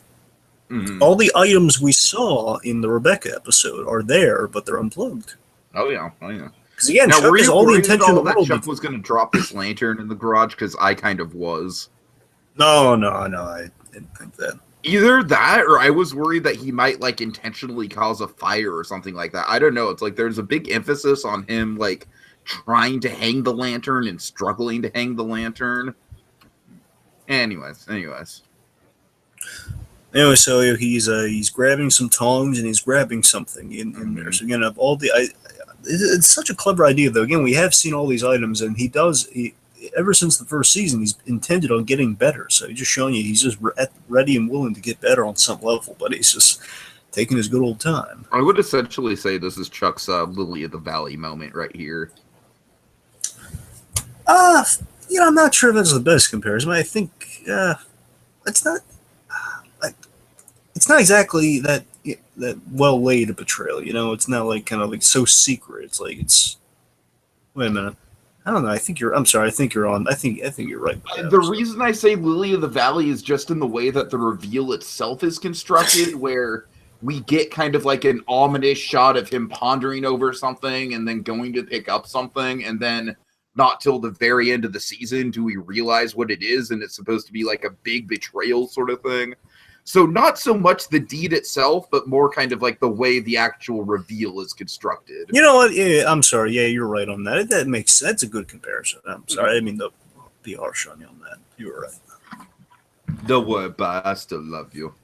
Okay, so Mike, with his gun, with his best buddy's gun, with his gun that's like an old friend. Seriously, he's very familiar with this gun. Mm-hmm, mm-hmm. He's in his army gear too, by the way. He's kind of a sniping gear. You know, he's like the stuff that's good for him to kind of like lean down, kind of not blend into the environment. You know, I guess it's be comfy. I don't know. And because the show was trying to hide the whole Chuck thing, I feel like they based a lot of the promo off of this one scene. Oh yeah, it was really for a moment in the promo. I did wonder for a moment. The very first time I saw the promo before I rewatched it and realized, okay, that's what they're doing. I thought for a moment, oh my god, are we gonna have a Mike flashback to him in Vietnam?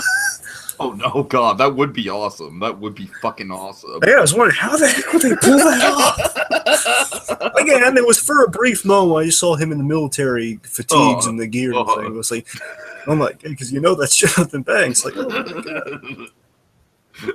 See, Jonathan Banks is secretly Ra's al Ghul. He just never ages. Oh god. Or access to Lazarus Carbonell from Lost. Also a good example. Anyway, or Vandal Savage for the Legends of Tomorrow viewers who are a little disappointed but still clinging to hope like I am. So, point is, Mike has his gun from back in the olden days, and he's very fond of this gun. It's been set up before since episode 4 with episode 4 Gloves Off. It's been set up since then. It's again good kind of full circle storytelling there. It's his army, his gear. He is preparing for a shot with the scope. I love how we see kind of Mike's large eye through the scope, by the way. Yes. We see the ammo is at the ready. He's got it all laid out just like he should. You know, he's all ready. He's a professional. He's done this before so many times as we can assume. We see this great. This is such a. I'm sorry, take us through some of this awesomeness. Take us through. Yeah, well, first of all, we get that really cool shot of actually looking through the viewfinder on the gun, which we heard on the Insider podcast actually was filmed, actually looking through the viewfinder. Yes, indeed. And what was so great about that, too, is, again, we have this great layout of just all the actions right in front of us. We know where these locations are. So basically, we're seeing directly through Mike's POV. We're seeing what Mike's seeing. Exactly. Which it's making the scene very tense and very cool and just so It's kind of like something you'd see in video games, where you'd see like when you're in one of those. Again, I don't really play a lot of these sort of games, but I mean, occasionally there'll be moments in the games I do play where you have like a moment where you can kind of see through a scope, or you can direct the scope to see what's going on there. Yeah, most of the time with first-person shooters, and again, I'm definitely not, like, first-person shooters kind of got me out of playing video games, but most of the time you kind of see the gun, but there are moments in video games where it'll go to the scope perspective, for sure. Yeah, I'm talking about like in the good version of the Wolverine Origins movie, which is the Wolverine Origins video game. You have a moment where you get to see you get to play as you're being spotted through a scope. So it's like you're fighting people as you get like this great scope POV going on. Anyway, so let's see, we get a view of the house. By the way, same house. They didn't film in the exact same location because let's just say it's been dilapidated and really hard to recreate. Yeah. Different location. It's intended to be the same house from Grilled. By the way, it's intended to be the same place from Grilled. Where what have you done to my deal? What have you done to my deal? Where Tuco and Hector Salamanca are kind of shacked up. Mm-hmm. So we see the house. We see Nacho's van. We see Salamanca's really nice car, and they're all in sight for Mike. With that cool eye shot, it's very tense. It's so quiet, but when we hear like the cicadas in the background, we hear all this stuff. It's like so desolate, so realistic, Oh yeah. He sees one of them go in. He sees Arturo. Arturo is the one that kind of told him about, Salamanca has a message for you. I need a response. That guy. He's the other Salamanca henchman. So we know who everyone is in Salamanca's crew. The cousins, Nacho, and Arturo. Right. So let's see. So let's see. The cousins prepare to kill Jimenez as Mike kind of contemplates as he has the shot on. Sorry, you want to take this? Yeah, well, first of all, I love the way the white noise is presented on the scene, but Mike, he's got the trigger in his hand, and he's thinking about taking the shot for Hector, but then what happens? Nacho happens. Oh boy, and then the Nacho shot. Nacho shot. Oh god. The scene just gets super tense after that because you have to wonder, like, does Nacho know about Mike? Did he spot Mike, or is it just a coincidence? Because he is standing literally directly in front of Tio. I mean, it is just a straight on, like, you have to wonder if he's straight up blocking Mike. You know what I mean? Well, you know what? It's been speculated that he does not know because one, not should be smart enough to get out of the way and just kind of let Mike do the dirty work, kill him all if that was what it would do. Secondly, I don't think he would suspect Mike to kill people because remember, he's seen Mike go out of his way not to kill people. That's true. Okay, that's a good point. Regardless, I love the setup of the scene too. Like we see the cousins drag Jimenez out, and we hear Jimenez begging, "Please, please!" He's so sad. Again, from a distance, we see it up close. We see like one shot of them all up close. Then the whole thing is done from way out from Mike's perspective. You're right though. Nacho was like right next to Salamanca. Again, the way they shoot this is like, in Mike's case, lack of shooting. Again, he contemplates, well, should I take the shot? Should maybe go through Nacho and through Salamanca, which is good. Right. But again, Nacho, he doesn't deserve Mike's code. Well, Nacho doesn't really deserve it. He's definitely smart enough that I wouldn't have to kill him. But he's blocking the shot. What do I do? And at the same time, he's kind of noticing, the cousins are going to kill this guy. Again, Mike does feel responsible for Jimenez. He doesn't like Jimenez, but he still probably doesn't. He's just a truck driver. He doesn't really deserve to die like that. Mm-hmm. As far as we can tell. I'm just reminded of how happy he was singing his little song on the radio. Yeah, remember, people have been killed because of Jimenez, but Jimenez didn't directly kill them. So we don't know. Like Hector, it was mentioned by Nacho. Hector shot that guy in the face, not Jimenez. Sure. Jimenez is just kind of the lovable screw-up of this cartel gang. It's like, now the cousins prepare to kill Jimenez, and they shoot him right in the face. And I love the delayed sound of the gunshot, by the way. Mm-hmm. So they shoot it so well. They really do. So then they enter the house, and Mike's just figuring, okay, I'm just going to wait to get the shot. They eventually have to come out of there because, the cars are outside. And Arturo starts burying the bodies, and he's just really laying on like, oh, man, I hate these guys. Then the white noise just stops. Very ominous, by the way. Oh, yeah. So then we hear a horn sound. Mm-hmm. A horn, and he's looking at the cars. Well, No, he knows Nacho isn't out there. He knows no one's left because they're all in his perspective. And he's figuring, wait a minute. It's not those two cars. It's mine. So he checks his car. And again, I love Mike here. He pulls out his awesome, huge gun that he used on Jimenez last episode. He's like getting ready to like see what's going on. He's checking the scene. And he notices a tree branch has been placed between his car seat and his horn that make it go. Basically, as a distraction, it's like, hey, soon they're going to find out who you are when the echo gets to them. Right. He removes the branch, but he finds a note. No one's around, but there's a note there. What does it say? Don't. Oh, boy. Very ominous and very foreboding and very foreshadowy as to a character we might be seeing next season. We'll leave that to the spec, though. Oh, yeah. So anyway, more on don't later.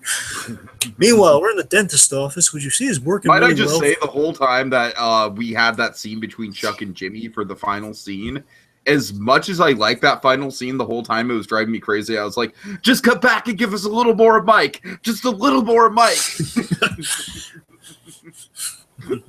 Meanwhile, back to the dentist offices of Wexler and McGill. I honestly think this might be the funniest scene of the whole season. It's up there for me. It's up there. Really? I don't know. I liked it. I thought it was funny, but there's just this one line delivery that just absolutely fucking kills me. Well, I think is it the line? Is it the last line? Because yeah. It is hilarious. So let's see. So we see again as performed. I love the image of elders in the waiting room just eating candy. It's just delightful. Again, the fact that he has candy out there, pleasantries, yes. But seriously, I love it. It's like kind of true to form. Whenever Jimmy is an awesome commercial like that, again, strategically placed around the commercials the old folks would see that he gets old folk clients. Sure. So he's letting out Mr. Collins. I love Mr. Collins. Mr. Collins just looks like he's so satisfied with the job that Jimmy's done. And, Jimmy, he's like, you could tell in the back of Jimmy's mind, he's a little stressed out from all the clients, but he's still trying his absolute goddamn hardest to be the most polite person. Yeah, but he's very polite. He's walking him out. He's holding the door open. Oh, yeah. Get the sunglasses out. Got to protect the old peepers. And I love how over the top large these sunglasses look. They're just so these are literally blind owl These are blind owl sunglasses. Seriously, they're the exact same. The really UV light filtering sunglasses. Yep. Looking sharp. Oh god. It's great. I got a date with a woman who likes cocaine. Oh god. Wow. What? Blind owl has an active social life. I know. She does. And she likes cocaine. There's nothing wrong with that. She does. Well, I mean, there's something wrong with liking cocaine, but I'm saying nothing wrong with that statement. I'm Dr. Roxo, and I like cocaine. All right. Okay. Enough cocaine talk, please. Oh, you should see The Wolf of Wall Street if you want cocaine talk. Anyways. Forget a Chicago sunroof. We're talking about a snowy driveway. Oh, God. That's what opens that movie, a snowy driveway. I'm just making that up, by the way. I have no idea if that's real. Well, it does open with Leonardo DiCaprio. I know that how the movie. I'm saying that's. Okay. I don't know if it's a real term, but I'm making up like a squad car. That's what I'm saying. I could see that being a term. Anyways. Just guessing like a Chicago sun. I'm just guessing like a squat collar. It's essentially what I'm going for there. So let's see. Where were we? All right. So again, he's telling the clients, I take all the time necessary with my clients, which makes me a little backed up. So folks can more pleasantries, which I love. By the way, he's offering to get him coffee, which is awesome. Which let's just say I work in during the spring. I guess spring counts. Yeah, it's a good way to describe it. It's kind of like late winter. Mm-hmm. All the spring, I work in an office, and I'm kind of in the position of I wear many hats, and go for assistant, receptionist. Kind of I wear many hats, and plus I've been in a position of the boss will ask the folks if they want coffee or something. I'll be in kind of Kim Wexler's position. Let's say that. Right. The point is. So he was asking the folks if they want coffee. Kim comes in and says that Howard's been calling and says, well, just tell him to leave me a message. Why is he bothering you? Why is he wasting your time? Again, I love he's very defensive with Kim. I think he's all respectful and defensive. Don't bother, Kim. Howard, call me. Leave me a message. I won't get back to you now. I'll get back to you later. Says it's about Chuck, and that's all I'll say. So Jimmy excuses himself very politely to the folks, saying, excuse me, folks, I got to take care of a phone call. I'll be right with you. This young lady will get you coffee and donuts if there are any left, which I love the false claim of donuts because they know they don't have donuts. But they're saying, if there are any left. Do you think they actually had donuts and there might be a few left? I don't want to think so. I'd like to think so. I think it's kind of clever. It's like if we had just this make it sound like they had donuts, but no, we don't have any donuts. But we have coffee. But then here comes one of the most fucking laugh out lines. Oh, before that moment, I'm sorry, Dave. Before that moment, I got to build to it because it's really a hilarious look before that line, right? Mm-hmm. Chuck, Jimmy gives Kim a look of like, please. Yeah, Victor Zaz, please, that make him proud. You know, it's like a please. Again, that Kim Wexler, she is cute as a peanut. That's what she is. She's she's so supportive and she's. It's like the perfect right hand you want to have. So, what's the line? Oh, God. So, one of the elderly women, she looks Kim right in the eyes, just stern expression on her face. She's just like, I want coffee, but I do not want cream.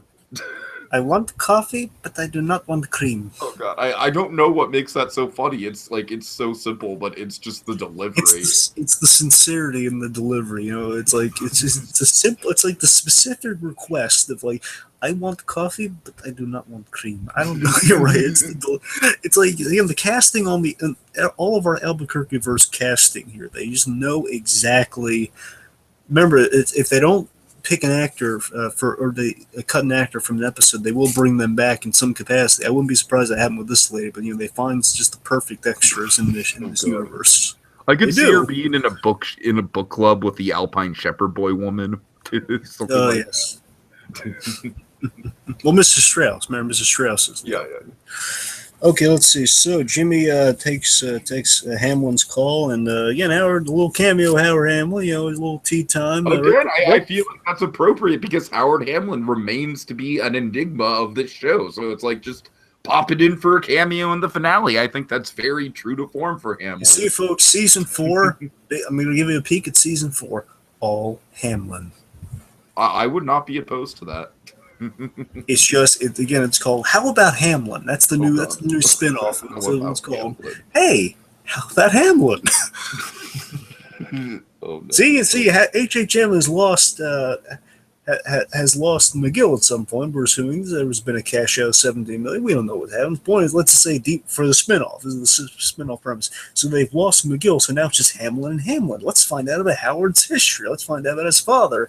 How we got wrapped up in this. So leaves us one question. How about Hamlin? All right. Or how's Howard? So Howard asks, I have one question, Jimmy. Are you behind this? Then we cut to him pulling up to Chuck's, frantically knocking on the door. Chuck says he's in the middle of something. And then just rewatching the scene, knowing how it plays out, it's like Jimmy's just desperately knocking on his door, and he's knocking on the door to his own demise. Ooh. Jimmy, don't go into the light. Don't go into the foil, Jimmy. Don't go into the foil. That's kind of what I was yelling. I was like, don't do it, Jimmy. It's a trap. It's a trap. Oh, man, I miss him so much now. It's a trap. No, but seriously, this is a very appropriate use of it's a trap right here. So, oh boy, so Chuck says, Jimmy, I know what this is about, and he can wait. I'm working on something. He's continue and knocks on the door. Jimmy, it's our last chance. Get out of there. The monster just sneezed. Get out of there. Oh, God. But then, Chuck relents. Happy now? Okay. He lets himself, he's allowed in. Tells him, I need a key to this place, Chuck. Mm-hmm. Roll around the dirt with me, Chuck. All your dreams will come true, but not if I don't have a key. Oh, God. Okay, but seriously, he walks in there and we get this great reveal. And the minute I saw this blanket, like, oh, I know what's coming up. It's going to be cool.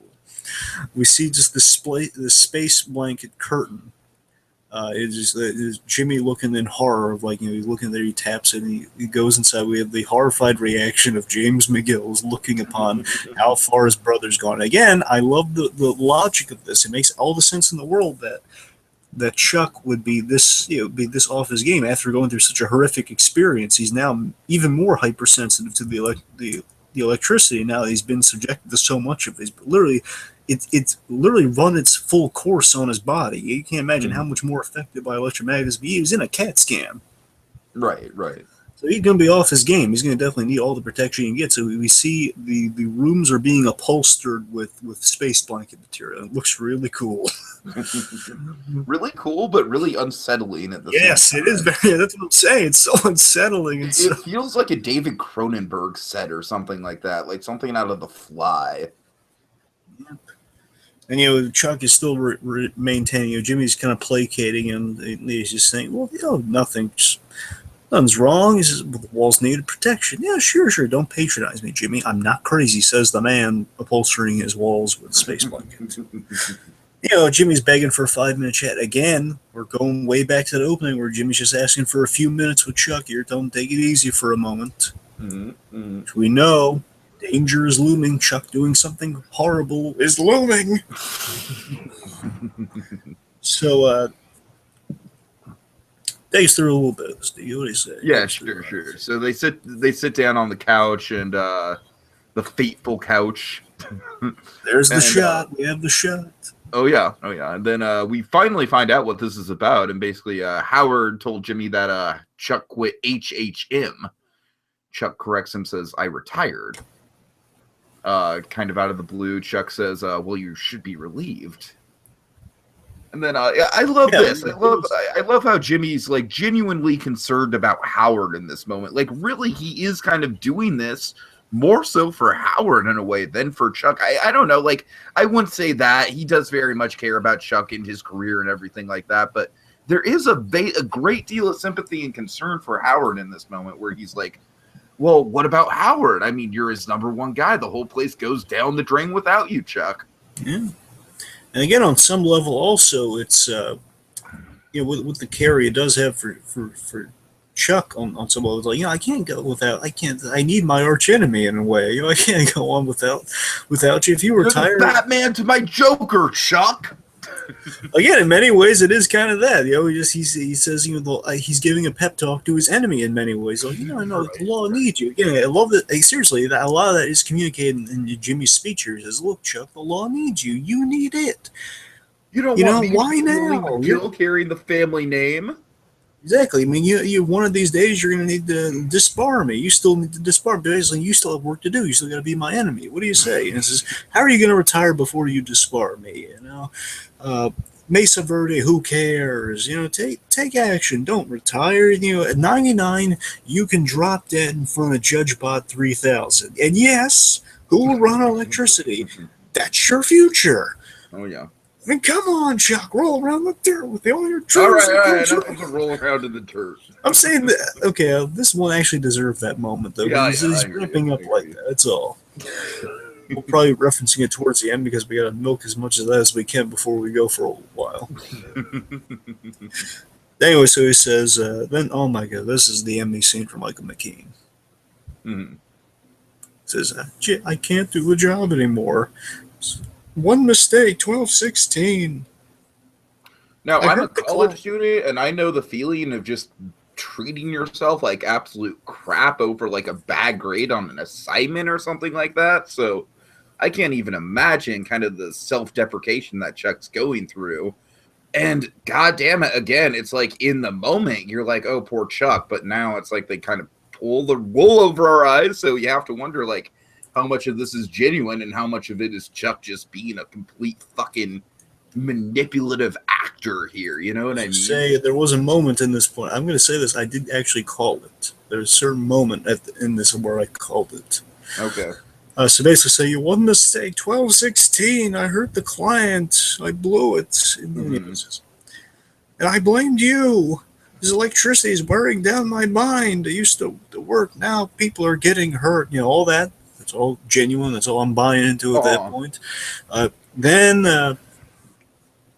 Then Jimmy confesses. The moment he confessed, I knew, oh no, I know exactly what he's doing. So I mean, it all clicked together. Like, you know, we know Chuck's planning something. We didn't know quite what, but like, oh no. Because at first I thought it was like a typewriter or something, so he could type a letter to Howard Hamlin, or like a computer and type something to Howard Hamlin. That's what I thought it was going in there for a moment. But then when this happens, like, oh no, I know exactly. I know why the episode's called Klick now. No. Right. So Jimmy confesses the truth, and he says, "I Chuck, the truth is I racked you. You didn't make a mistake. I racked you." And it very genuine. Oh my God, Bob Odenkirk did such an excellent job here saying he's very genuine, saying, you know, would have made Nixon proud. Which again, call back to the episode 7, the beginning there, the Nixon magazine. It all comes back, folks. So, and again, I love this though. Again, the Odenkirk plays is so genuine, so kind of brotherly, saying, you know, I'm amazed. You actually, now you can just tell him the truth. You guessed it exactly right. I mean, amazing. Everything you said was on the money. Exactly right. And then there's a moment here. The minute he said this, I was like, if I wasn't absolutely sure before, I was like, okay, he's absolute. I know it's absolutely happening now. Oh God. Says, are you just saying that to make me? You're just saying that to make me feel better. I am saying that to make you feel better, but it also wouldn't be telling you otherwise. But yeah, it's the truth. And again, that says so much about Jimmy, because he is saying it to make Chuck feel better. It's the only reasonable doubt he has in this thing here, but you know, it's not going to carry him much farther after what happens next. You know, he's just saying, you know, look, I am saying to make you feel better, but at the same time, it's the truth, and you deserve to know. It's just, why did you do it? I did it for Kim. It was her case. And I love that he points this out too. That, you know, look, you didn't need it. You know, Hamlin and McGill, more like Scrooge and Marley. You're sipping tea. You're having tea time. Oh God, more Howard Hamlin tea references. Oh God. Well, he didn't say tea specifically, but he said you're sipping something. I assume. Right. I think like sipping bourbon or some fancy alcohol. Yeah, sipping bourbon. I think it's bourbon. You know, she needs it. You know, she earned it and she needs it, which is a very valid point. Come on, Chuck, you're being greedy. She earned it, she needs it. She's starting a new thing. Why couldn't you let it go, Chuck? You just can't let things go. And I thought you would be, I altered the thing. I didn't mean to ruin your career or anything. I thought you would let it go. I thought, I made a mistake and move on like a normal person. But no, wishful thinking. All your dreams will come true. That sort of thing. So he tells, come on. He says, should I tell Howard you're not retiring? And can you please take this stuff off the walls? Chuck gives him a nod, yeah. And as Jimmy's leaving, he says, Jimmy, you realize you just confessed to a felony? Yes, but you feel better, right? Again, that just shows you how good a guy Jim McGill is. Yes, but you feel better, right? Also, it's my word against yours. Minnie, if anyone didn't catch it on at this point, just my word against you. Tell me, did you know it was coming at this point? I got to admit, at this point, I was just more kind of like anticipating another scene with Mike, so I wasn't really even like wanting the episode to end at all. So I wasn't really like factoring in how it might end on Chuck. So. I'm not faulting him for the fact that you can guess it by the line. I'm just saying it's just so sad that if you realizing, oh no, please don't be so cruel, Chuck. No, it says my word against yours. Jimmy leaves, and then the Chuck pulls out the tongs. It's like, oh no, I'm so right. I hate being right. No, removes the foil, and then we get the namesake of the episode, Klick. With a K, because again, it was a slipping Chuck or a slipping Jimmy, where Victor with a K, slipping Jimmy. In this case, slipping Chuck. It's Klick with a K. Ooh. I actually think Klick also might stand for kilometer in military. Yeah, it's a double thing. Yeah. But I'm saying I love the Victor with a K comparison. Like, that's why it's also with a K. Yeah. Oh God. I'm saying it's kind of clever if that's the case. So they go for various meanings on Breaking Bad and Better Call Saul. The titles, they do that. So That's the episode. So Chuck has recorded this entire confession by Jimmy and ran through all the stuff he should have to get literally no wiggle room out of saying, "Oh no, I didn't say that specifically. It's not in writing or anything." He literally made sure Jimmy confessed, saying, "Yes, I'm aware I've done this. Yes, I've done this and this and this," which is terrible for Jimmy. Okay, so I guess we have Chuck got him. two orders of business to go through with spec here really quick. One, who sent the note and whatever, and two, what is Chuck going to do with this information? Right. So I guess we should start with the note. It's got to be, if not Fring, it's got to be Victor or someone like that, I would think. Yes, they've Fring. Yes, they've established. Here's what's been said about that. By the way, we do have information now. Clever on the. Did you watch Talking Saul? No, I didn't watch Talking Saul. On Talking Saul, they only had, again, it kind of bugs me. Same thing with Bates Motel. Not this season, but last season with Bates Motel, they had. I'm sorry, not last season, but the season 2. They have a thing where they have like the after show on the first episode and the last episode. It's a shame they can't do like the Talking Dead or whatever. They can't have like every. I don't watch Talking Saul because Talking Dead is so terrible, but yeah, I'm saying you have your breaking. We have our. I don't think we're missing much because Talking Dead is just literally like awful. No, but I'll tell you this though, with Talking Saul, again, they only had 2 episodes, so it's not a lot to go on. I know, but it's just to say it's entertaining because they give out really cool prizes, and it's our beloved Breaking Bad cast, our Better Call Saul cast. Mm-hmm. Just saying. It's like they gave out a really cool prize. Like they gave out a tape recorder to a guy with his question tape recorded on it. How cool is that? And it's the exact same tape recorder that was in this episode. They also have T-shirts that say "Squat Cobbler" or the Boston Cream Squat Cobbler. Oh God. I'm just saying it's like really cool. They give out a really cool prize. They get the old insight into the future season. So and what I'm getting at with all that, by the way, is that. They mentioned there first. I think there first because I got to see it live, not in person. But I'm saying live on the broadcast. They said that the whole Frings Back thing. They were so impressed by the fans. They did determine that Frings Back was an actual intention there. So the fans caught on to that. They were impressed, but they were also just more than a little bit frustrated with the whole situation. I think. Yeah, but here's the thing though. With the whole Frings Back thing, they're saying that, again, they definitely revealed this season that they really haven't thought all the way through, like, the ending of Better Call Saul. They're just kind of going by the seat of their pants. And, again, much like how Walter White surprised them, like, all the different twists and turns on that journey from Mr. Chips to Scarface, as they like to call Walter White's progression. With Saul, it's kind of they thought he was going to become Saul by season 1. Just they're falling in love with Jimmy McGill so much they want to stretch it out. That's what they're doing. So there's a question of how long they're going to keep it going. And at the same time, it's like with Fring, they haven't contracted Giancarlo Esposito yet, so they don't even know if they can get him for season 3 yet. So I think it's a safe way to play because we can assume Gus Fring didn't do his own dirty work on that side. I think it's pretty obvious that Fring is involved in that. So Fring sent that note out because, again, the thing we've been speculating on, I think, makes all the sense is that, Fring definitely has interest in Hector Salamanca. We know that much. I thought, well, again, the way I thought it was going to go this season, I think you and I both agreed on. You can correct me if I'm wrong here. That Mike would shoot him and put him in the chair or the speech box. Render him mute or put him in the chair. One of the two, if not both. I feel like that whole thing was a big red herring this season. Yes. A big old fat red herring of a plot device. and the thing is, by the end, I thought we would assume like the end of the season could be Fring. That's why he gives Mike a job because he got revenge on his enemy for him in a way worse than he could ever imagine. Mm-hmm. Mm-hmm. That's why he would give Mike a job. But when you think about Fring, though, you would think, I think Fring is actually, right now, I'm kind of leaning more towards Fring putting Hector in the chair himself, or at least ordering Mike to do it, or something to that extent, or having a hand in it at least. Okay, that's possible. It's quite possible. Because, that's one thing that Fring takes incredibly seriously is his whole, thing with Hector. He takes it just deadly seriously. Oh, yeah.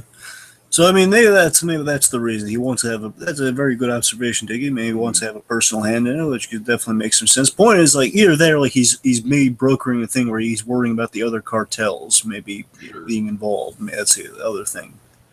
I don't know. Also, if Giancarlo Esposito isn't involved, I at least think that it'd be cool to see Victor, because Victor and Mike, like, we didn't get to see a lot of it on Breaking Bad, but they did kind of have a father-son dynamic going on a little bit. Well, I'm not sure about father-son. They definitely had a working dynamic. Yeah, it's like a Dylan Remo kind of thing. That's the way I looked at it. It's more feasible. Again, I laid out the whole kind of the three sons of Mike before, and kind of like my three kind of Godfather comparison with Mike over adding another spoke in the wheel, but anyway, but you're right. The one thing they did confirm is that regardless, Giancarlo Esposito or not, they can definitely confirm Fring has a long. They've said it themselves. Fring has a long shadow, which means men working for Fring have put this into motion, which definitely confirms guys like Victor or maybe Tyrus. But definitely Victor first, though. I mean, again, Tyrus, we don't know if he was like a fresh hire or if he was like on the side. We don't know that. But we know Victor, because remember, Mike said one of his guys, and Victor is probably one of Mike's guys. Right. Okay, so really quick, what do we think Chuck's going to do with this recording? Honestly, I think it'd be a great form of redemption for Chuck, at least a step in the right direction for redemption. If I don't think this... Part of me thinks this tape is not going to see the light of day. I kind of agree with that. I think it's either going to be Chuck finally realizing, oh my God, I've done so many horrible things to him, and again, realizing, hopefully, I would love it if like Kim Wexler would be the one to talk him out of it. I'm hoping that Kim's going to go to him and just point out, Chuck, I pointed this out to you before. Why do you... Yes, he did it for me. Yes, it was misguided, but look what you've done to him, okay? And yes, you've been through so much. Well, imagine what you put him through. Something along. I think Kim or someone is going to... Chuck is going to see the error of his ways, and potentially that might be the end of Chuck. He does that, maybe he dies. I'm not saying he needs to die. I'm just saying it'd be a poetic sort of thing of like, the minute he comes around, dead. Mm-hmm. We'll see. Point is, I think Chuck's going to come around on some level. I don't think it's going to ruin Saul, but then again, what could possibly happen, something to address, though. If this tape is used, it would mean the end of Wexler McGill. So what if season 3, I'm going to throw this at you, is broad spec connecting to that, and that'll be all the spec I really got for you, is what if season 3 is the destruction of the idealistic... Jimmy has everything he could ever want by the end of the season. What if season 3 is the season of destruction where he loses everything, or he loses Wexler McGill? Yeah, I definitely think that's on the horizon. My whole theory about Nebraska and the Cinnabon and Gene and all that, the potentially depressing reunion or lack of reunion on Kim's part. So. I would like to see a slightly bigger role for Ernie. I'd like to see him come back a little more after this awesome ending he had this episode. I'd love to see Ernie come back in a slightly bigger role. Yeah, I think regardless, I think what they can probably swing is I would love it if season 3 built to, by the end, Fring. If we got Fring towards the end of next season. Okay, and what about, do we think that... I actually think that if, I agree with you that the scenario where Chuck kind of throws out the tape over sympathy for Jimmy is likely. But how about another scenario where Chuck uses the tape to essentially blackmail Jimmy into changing his name? Because keep in mind, Jimmy did kind of have an emphasis on you can't have me being the only McGill practicing law. Which would connect it to the first season, the whole... I really do think Chuck's going to have something to do with the McGill to Goodman name change. I feel it in my bones. It'd be so great. Tika, it's a brilliant idea. You know why? Because it connects to the idea in the first season with the first thing with Hamlin asking for the name change because the Jimmy McGill, the James McGill lawyer, and Hamlin McGill might cause some confusion. But at the same time, though, it's a much more personal thing, which definitely fits with Chuck's main kind of gripe with Jimmy is that what if Chuck, after all Jimmy's put him through, again, Chuck just showing his kind of his villainous hand in things to an extent, basically said, you're out of that'd be the ultimate, you're out of the family thing. I didn't, basically I said mom didn't love you to an extent, basically saying, you've betrayed he betrayed our family name so many times, in my opinion. In my opinion, again, Chuck, to an extent, he's kind of gone against the family, but in other aspects, he's always been with the family. He's just not seeing the big picture. He's just saying, I'm making the decision. I'm the self-deemed responsible one. I'm cutting you out of the family, so here's your ultimatum. Stay out of my life. Never come by my house again. Again, kind of the reverse what I was saying, I was predicting for Jimmy versus Chuck. Mm-hmm. Of just Chuck saying, look, I'm holding all the cards now. You get out of my life, drop everything you're doing, never come back. If you're gonna reinvent yourself, but not under our name. Don't dishonor our father and our mother anymore. Something like that. I agree. I think that'd be a likely scenario for sure. Okay. So I guess, do you want to call our lawyer before getting into final thoughts? Yeah, sure. But you know what? Because we should make an additional call, by the way. We should probably call Jimmy, because after that commercial, we completely glaze over because we're getting caught up in the moment. We should call Jimmy to see how he's doing. Last glimpse. Let's dial that. So for the old folks at home, and there's a little Orphan Annie number here, 505 842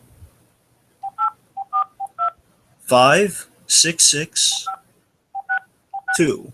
So again, for the little Orphan Annie enthusiast out there, that's 505-842-5662. Remember, she's counting on you.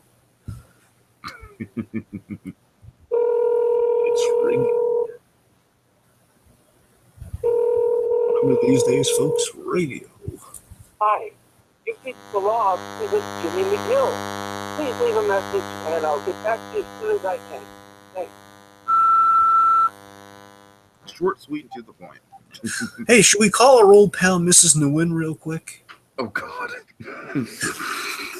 Sure, why not? Because I miss her. I would love to see her again, and we know nail salons should definitely be in the future. So 505. God. 842. Wait, hold on. 505. 842. 842.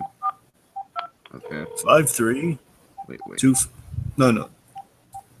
You ready? Yeah. 505 842 5325. 5325. So remember, folks, 505-842-5325. When you need a good nail job done, these are the people to go to.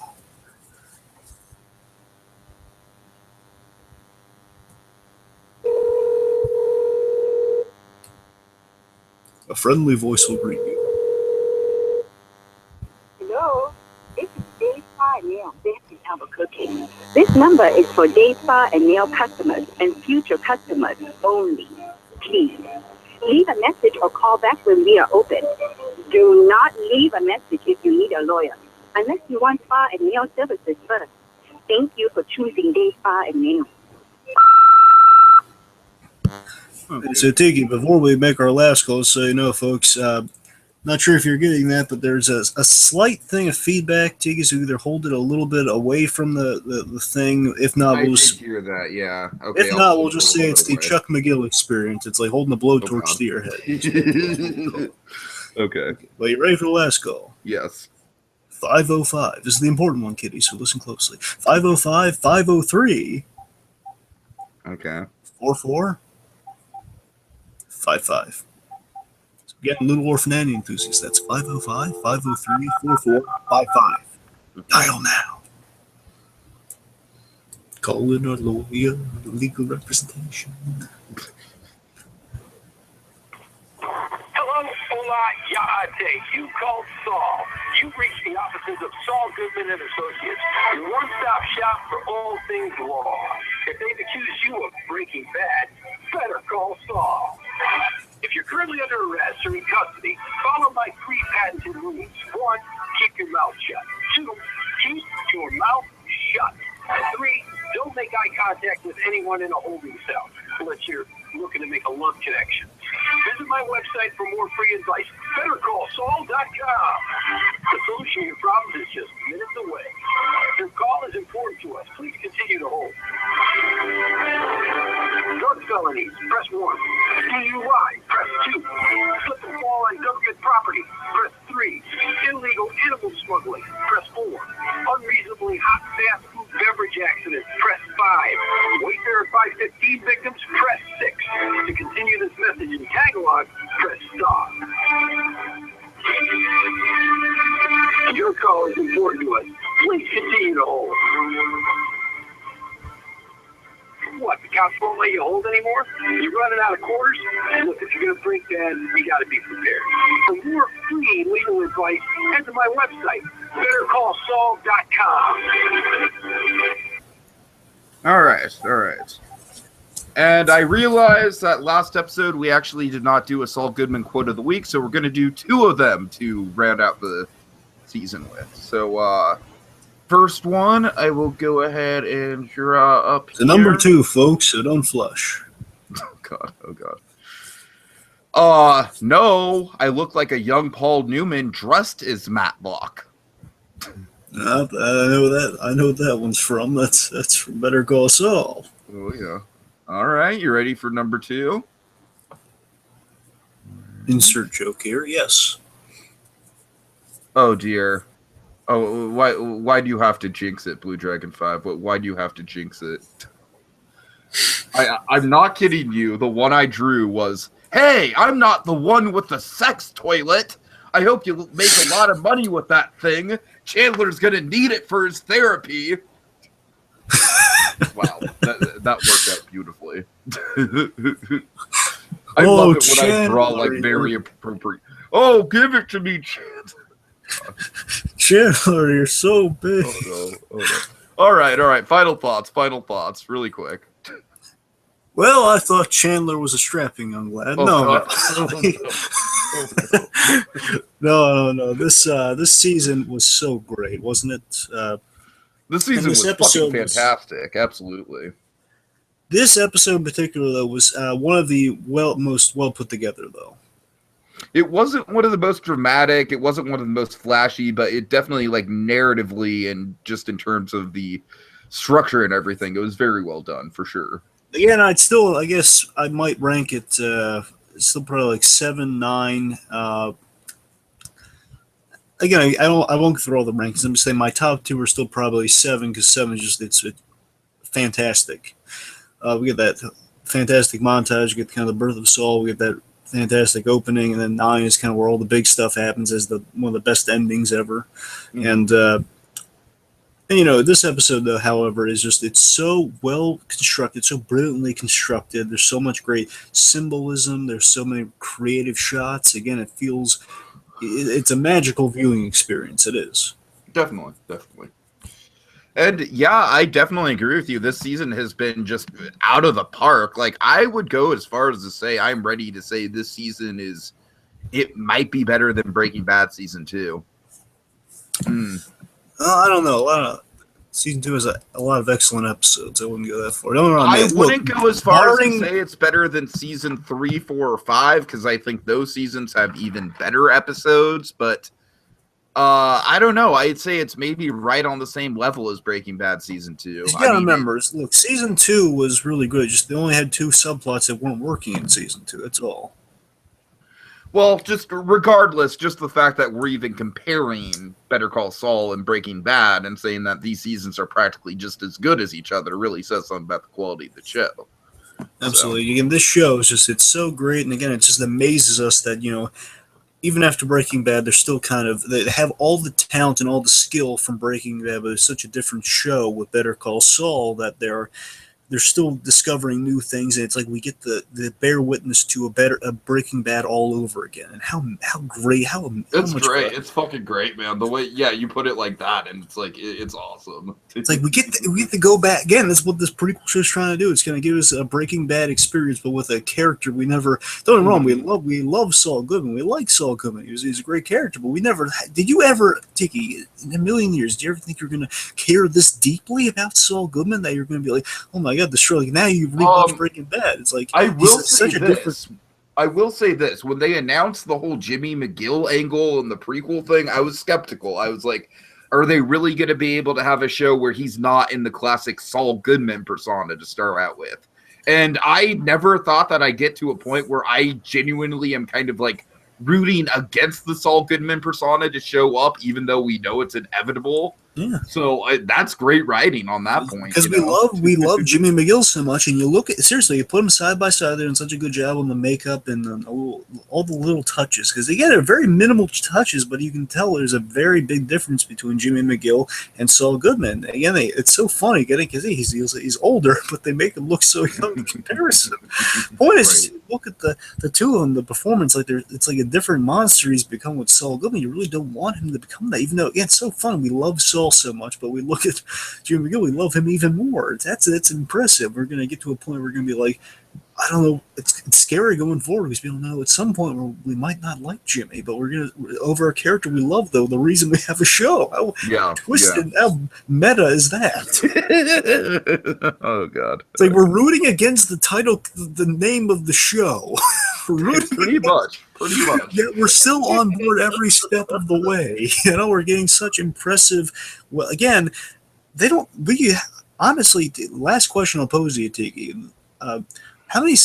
We've always said, before we said like 5 seasons, but would you want more than 5 seasons of I'm gonna shows? say I don't think it's out of the question. I really don't think it's out of the question that this show might last longer than Breaking Bad did.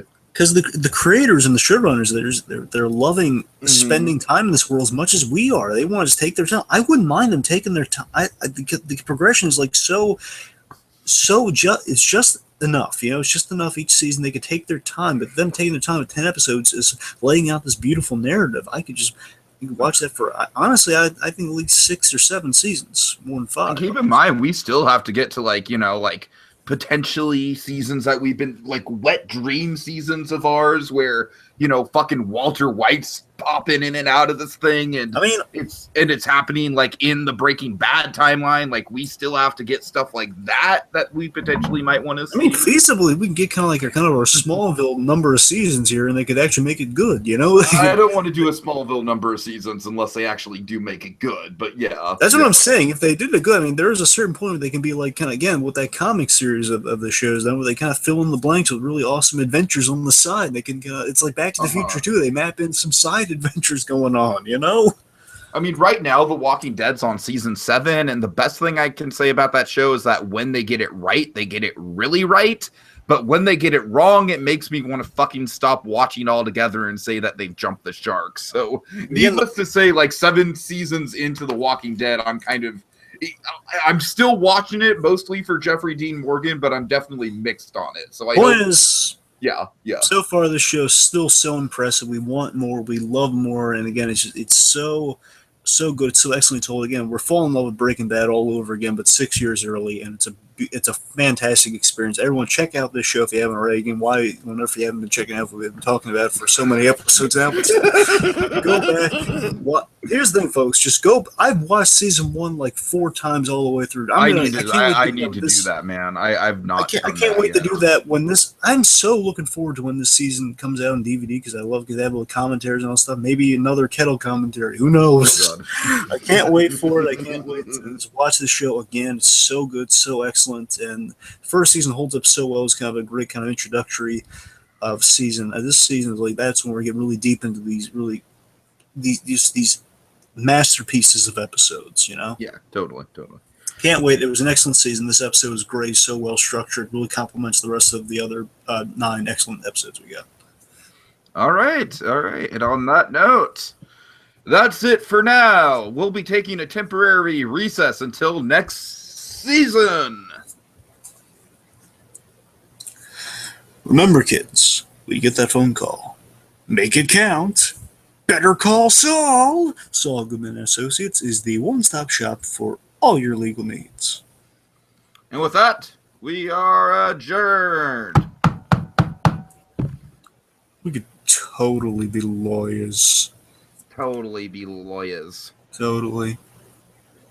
I want coffee, but I do not want cream.